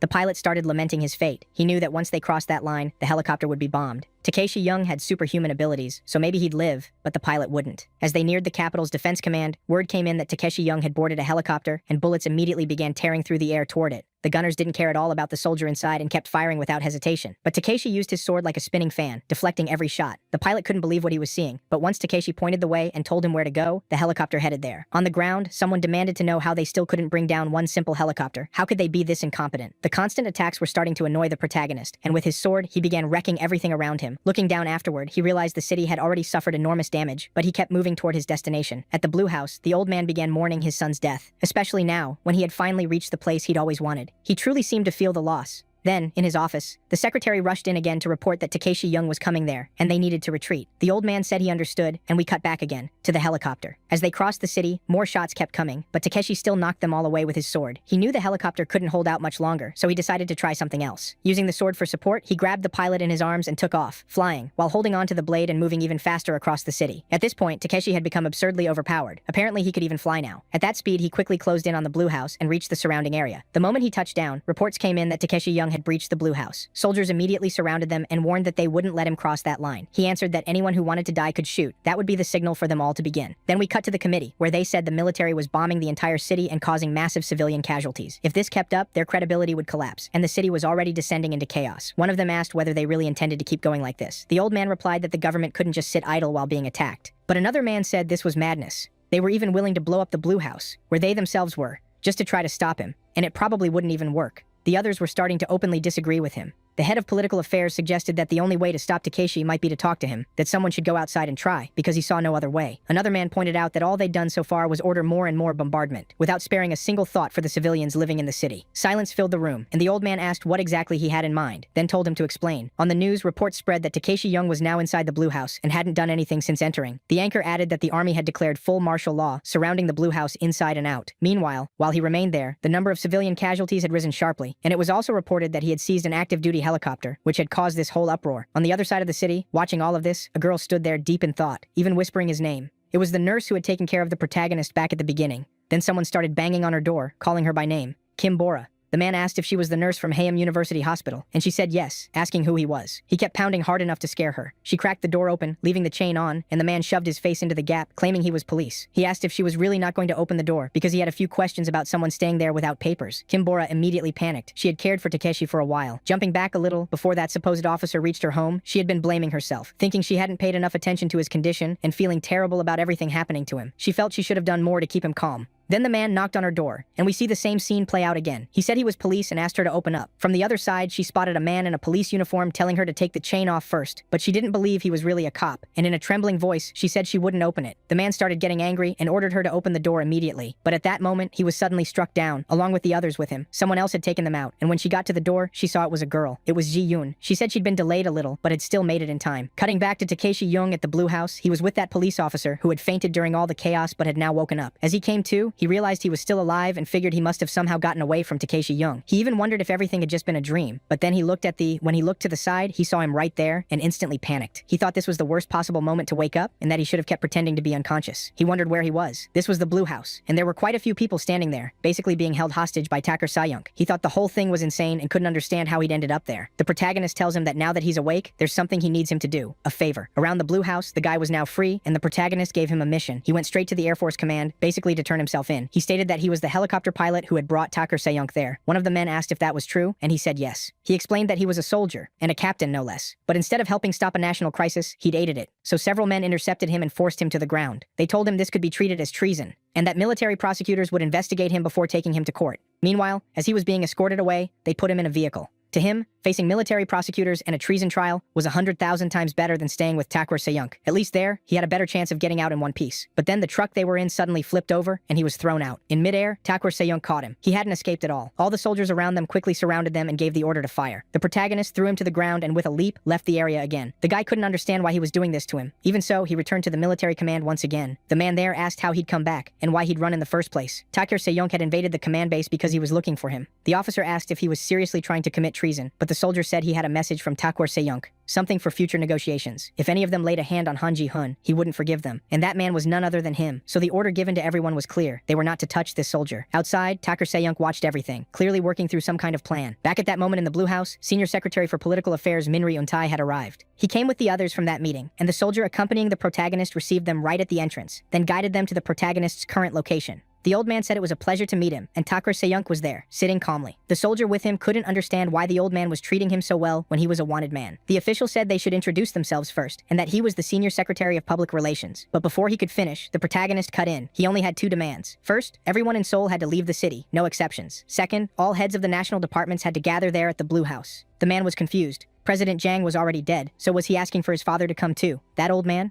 The protagonist said they had until midnight tomorrow to complete both tasks, or something would happen. In the car, halfway there, one of the men said this was insane. Mobilizing all the city's military forces was difficult, but still possible. Evacuating 10 million people from Seoul in just 18 hours, though, was beyond absurd. So he called the protagonist crazy and said the mission was nearly impossible. The soldier with the protagonist asked why he wanted everyone out of Seoul, and Tae-sung said the city would soon become a battlefield. He had no interest in watching innocent people die because of him. When they arrived at the operations center, one man asked how the conversation with Tae-sung had gone and what exactly he demanded. The man explained his request, and everyone there thought it was complete madness, basically impossible to carry out. The old man stayed silent after hearing it all. One official said they needed to move the government headquarters and the national councils to another city before anything happened. Another man argued that dealing with them would be easy enough, but the real issue was how to get Seoul's citizens out in only 18 hours. One of them said it simply couldn't be done, and they should ignore the demand. But another argued they at least had to show they were trying, because if they didn't show even that much, it could make the protagonist even angrier. He knew how hard this was. There were 18 million people. Another man asked if anyone realized how much an evacuation on that scale would cost. It would be over 2 million, he said, and would throw Seoul into total chaos. So who was going to take responsibility for that? And who would deal with the fallout? The old man remained silent. He knew that if the protagonist wanted everyone gathered there, it was because he planned to deal with him. Then we cut back to Kim Bora, the nurse who took care of the protagonist at the beginning. Cheon was at her door, praising her for realizing those men weren't police. Still, she added, Kim Bora had been a little slow. The girl looked confused. She didn't know Cheon. Cheon introduced herself as Tae-sung's best friend, then snapped the door chain. She confirmed that the men who came for Bora had intended to take her somewhere unknown, and that they were Aegis Security. Aegis was the organization run by the blonde guy's father, definitely not the police. Kim Bora seemed to know about the organization, which made things easier for Cheon. Bora clearly understood what was going on and was prepared. Cheon said they were both worried about Tae-sung, then asked if she wanted to come with her, though she was also pointing a gun at her, so it wasn't exactly a suggestion. Kim Bora started following her, and when she looked out the window, she saw more Aegis people below. Cheon warned her that under no circumstances could she let them take her, because if that happened, they'd definitely kill her, so she had to make sure it didn't. Then Cheon pulled out a stick of encapsulated TNT and threw it into the building, hitting some of the Aegis soldiers already moving in. Kim Bora wasn't used to seeing anything like that, and she was already getting scared. Cheon told her they didn't have time for that. If she felt sorry for them, she could die with them too. Then the scene shifts to St. Michael Monastery, where several men had gathered. They were Chinese secret agents, there to spy on Korea. They discussed how other countries would probably show up as well, Germany and Japan included, so they needed to stay alert. The moment those forces appeared, they had to be ready. But as they watched the monastery, someone emerged from inside, and the person seemed incredibly strong. In the blink of an eye, that figure wiped out the entire Chinese unit. Apparently, he was a superhuman too, just like Taki. Then we moved to the Capital Defense Command, where everyone was gathered. They were discussing that exact incident, the destruction of the capital's defenses around the Han River, and how those troops had been ambushed across the city. The old man asked whether they had prepared properly, and they replied that they were ready for any enemy action. After all, they still didn't know who was behind it, since Takasayang was at the Blue House, so they were already suspecting that spies from other countries had entered the area. Back at the Blue House, the guy wondered why no one was doing anything. He hadn't seen a single evacuation order. There wasn't much time left until midnight, and only then did it hit him that he was probably a hostage. Even so, he felt strangely free for one, since no one was stopping him from moving around there. But he knew it didn't really matter whether he was free or not. Takisa-young was with him, and wherever he went, he'd be found. The protagonist walked up and told him they were leaving. The guy was confused, but they ended up driving out of the Blue House in a truck.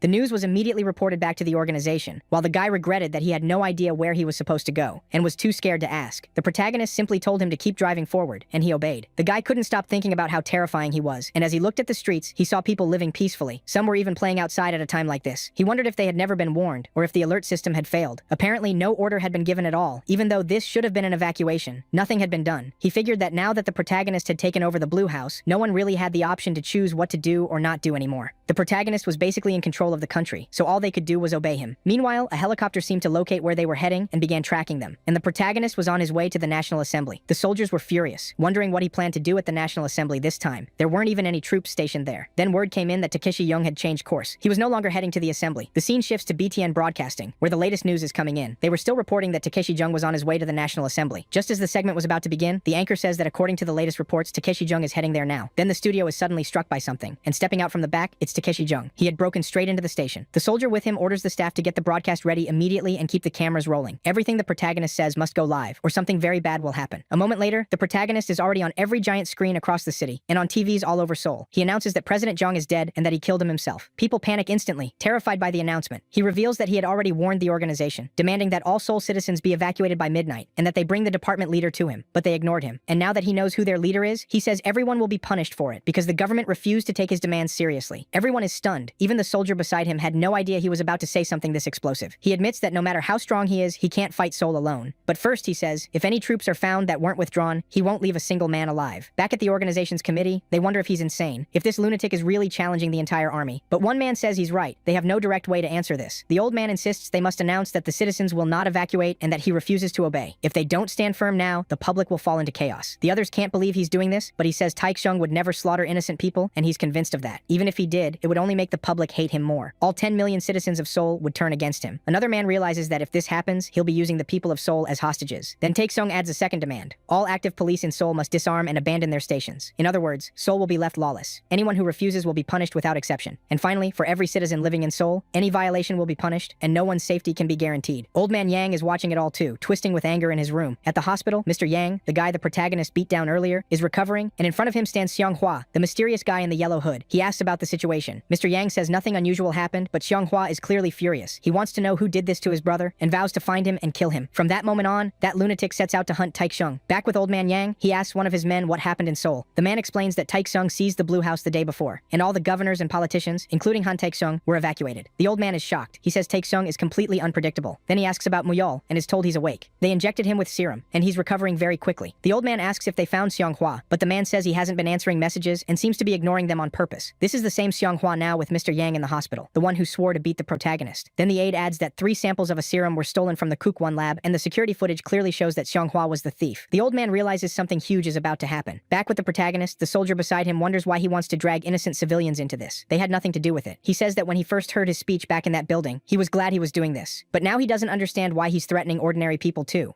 Was this all just revenge against the government? None of it makes sense. If he wanted the people in charge, he could have just gone after them directly. He can't understand it, and starts wondering if Young is just taking his anger out on everyone. They reach the elevator, and once they step inside, he asks the protagonist if they're heading back to the Blue House. He says no. First, he's getting a helicopter. Karen is still confused by his plan. The button is pressed, and the elevator starts going up. Just before the doors close, someone strange slips inside. It's Seonghwa. The soldier tries to signal him not to come in. After all, that's Tae-seung, the most wanted man in Korea right now. Maybe even the world. He keeps trying to warn him to leave, asking why he's just standing there, but the guy ignores him completely. The soldier wonders if he's blind. Tae-seung is right beside him, but the protagonist doesn't seem bothered either. He starts to wonder why this man entered the elevator at all. Then it hits him. He has a plan. The guy is holding something in his hand. That device he fitted onto it earlier. One look at his face, and the soldier sees bulging veins starting to appear. Now he realizes this man isn't normal. Tae-seung senses his aura too, but before he can react, the guy slams a hit into his chest and follows with a knee to the chin. 2 clean blows, and he couldn't even respond. The soldier inside can't process what's happening. For a moment, this madman had actually overpowered the undefeated Tae-seung, and now we finally see his face. Obvious proof that this guy is no ordinary human. But the protagonist is completely unharmed. He barely felt a thing. He throws a punch, but the man dodges instantly and strikes him in the face with something. It's the first opponent who's truly giving the protagonist a real fight. The soldier can only wonder who the hell this guy is. The elevator can't withstand the force of the clash anymore, and finally gives way. Their battle is getting insane. All the soldier can do is cry. Caught in the middle of it, he has no chance of surviving on his own. After the elevator crashes, the protagonist helps the soldier survive. Outside, the fight keeps going. Karen is incredibly fast and catches up to him in an instant. The soldier can't believe he's still alive. He knows now these aren't 2 humans fighting. These freaks are superhuman. He keeps wondering what that lunatic even is as the battle rages on. The guy is absurdly fast, but Tae-seung doesn't look afraid. If anything, it's the opposite. During one charge, he grabs him by the throat. The protagonist tells him he needs to hear something. He has an important appointment now, and no time for a petty fight. The man then notices the sword that was on his back is gone. He glances behind him and is struck immediately. The blow smashes him into the wall. A normal human would never survive that. After that, the protagonist and the soldier start leaving the area. But when we cut back to the other guy, he's still standing. His body clearly isn't normal. He pulls something from his pocket and injects it into his neck. For now, we still don't know what happened to him. Back with Tae-seung and the soldier, they reach the helipad and realize the TV station people already took the helicopter. The protagonist tells him to get them a helicopter. The soldier is baffled. How is he supposed to do that when there isn't one there? Pointing upward, Tae-seung says one has been circling Willis for a while. He tells the soldier to signal them to come down. Up in that helicopter, they spot him and recognize him immediately. They know he's the one acting as Tae-seung's middleman, the guy helping that monster. monster. They see him trying to say something, and through binoculars, they realize he's signaling for them to land. The soldiers in the helicopter say that would be practically suicidal, so why would they do it? But before they can decide, the protagonist's sword is already pressed against the window. That makes it clear. They have no choice but to give up the helicopter, so they land. They hand it over to the protagonist and the other guy. When asked where they're going, Tae-sung says he wants the nearest bridge. The soldier is confused by the choice, still thinking about the civilians there. He keeps asking why he can't just go fight the army directly, and if it's the nearest bridge, then that would be Mapo Bridge. Back at the organization, they've just received word that Tae-sung has stolen a helicopter. They learned he'd stolen a helicopter and left the station. The room went quiet and they asked what else he'd done. Then another update came in. One look at the young staffer's face told them it was bad. The old man asked what happened. Shaking, she said another report had just arrived. The Mapo Bridge had been destroyed. No one could believe it. The massive bridge connecting the city was gone. Even the soldier was stunned that it had all been wiped out in an instant. With Mapo Bridge down, the protagonist told them to head for the next one. News reports were already naming Tae-seung as the man behind the chaos. They said he'd escaped, and that the city's main bridge over the Seoham River had been completely destroyed. But even as that report aired, another alert came in. Seogang Bridge and Wonryo Bridge had also been destroyed. Then came word that 2 more bridges had fallen, and cameras had caught Tae-seung destroying them in real time as he moved from bridge to bridge. He was sabotaging his own country without the slightest hesitation. People trying to flee were stopped. The bridges leading out were no longer usable, and every district of Seoul was now sealed off. There was no way out. People could only wonder why he was doing this. Panic spread through the city. People cried out for their parents. Meanwhile, the protagonist kept bringing everything down. They finally understood his plan, to paralyze all traffic in Seoul and lock the city in gridlock. In one home, a family watched it unfold on TV.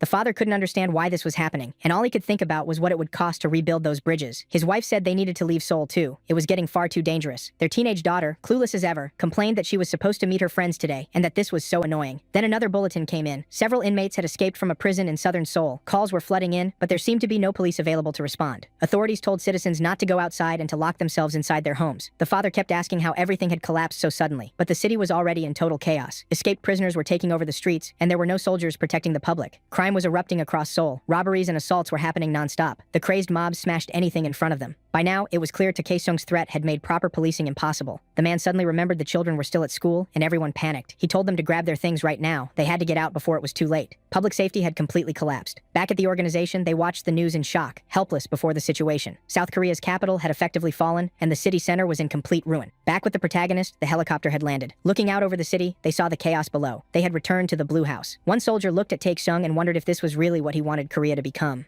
To him, that place held nothing but painful memories, and no one had ever helped him. Back at the organization, a woman explained that he'd been planning this since yesterday. He had returned to his home country under emergency measures, and now he was back at the Blue House. They wondered where the United States was in all this, and why it wasn't helping an ally in crisis. Someone urged them to contact the Americans immediately and ask for help, but the old man stopped them. He said he would make the call himself. Then he contacted the Pentagon. There they had been watching everything the protagonist was doing. They were trying to classify him, wondering if it might be some form of psychokinesis. What they were seeing was unlike anything they'd ever encountered. They had no explanation for it. All they knew was that the military would love to possess something like this. The question was whether they could defeat it. They decided to consult DARPA and see if it had any answer. DARPA, the Defense Advanced Research Projects Agency. One of the men said they worked on all kinds of things, and they even discussed whether his relatives could be used as leverage in some negotiation. But then he dismissed the idea. Tae-seung had already killed his country's president and seized his residence by force. He asked them to imagine if this weren't happening in Korea, but in the United States, how would they respond? Another man said Korea was strong, but it was nothing compared to the United States. But the first one pushed back. What if he set foot on American soil himself? What would they do if he brought the same destruction there that he was unleashing in Korea? Would they need to drop some kind of bomb on the mainland? Just then, a man entered the room with new information, a direct message from Korea's acting president. They realized the old man's call had reached them. One of them said he'd been waiting for their response. The acting president was asking for help, but instead of sending troops, he said they should withdraw them immediately. The United States had an understanding with Tae-seung, and he would spare their families, so he ordered every American soldier stationed in Korea to be pulled out at once. The blonde officer said he'd carry it out, but asked if they really weren't going to answer the Korean president. The reply was cold. Ignore it. He'll understand if we don't respond. The best move is for the United States to stay out of this. Soon the results of that meeting were broadcast on television. They declared that their duty was to protect Korea's democracy and freedom, and that the United States and South Korea shared an eternal alliance. They said they would contain all attacks and provocations from the Korean side. But this was not a case of provocation by a foreign invasion, nor was it a crisis that legally constituted war. In other words, they were calling it Korea's internal problem. They said Korea would have to handle it itself, since this was not an international matter. Still, they hoped the decision would support the military and strengthen friendship between the United States and Korea, bringing the two countries even closer. The old man could only seethe with anger. He realized he'd have to deal with this alone, while all of his allies abandoned him.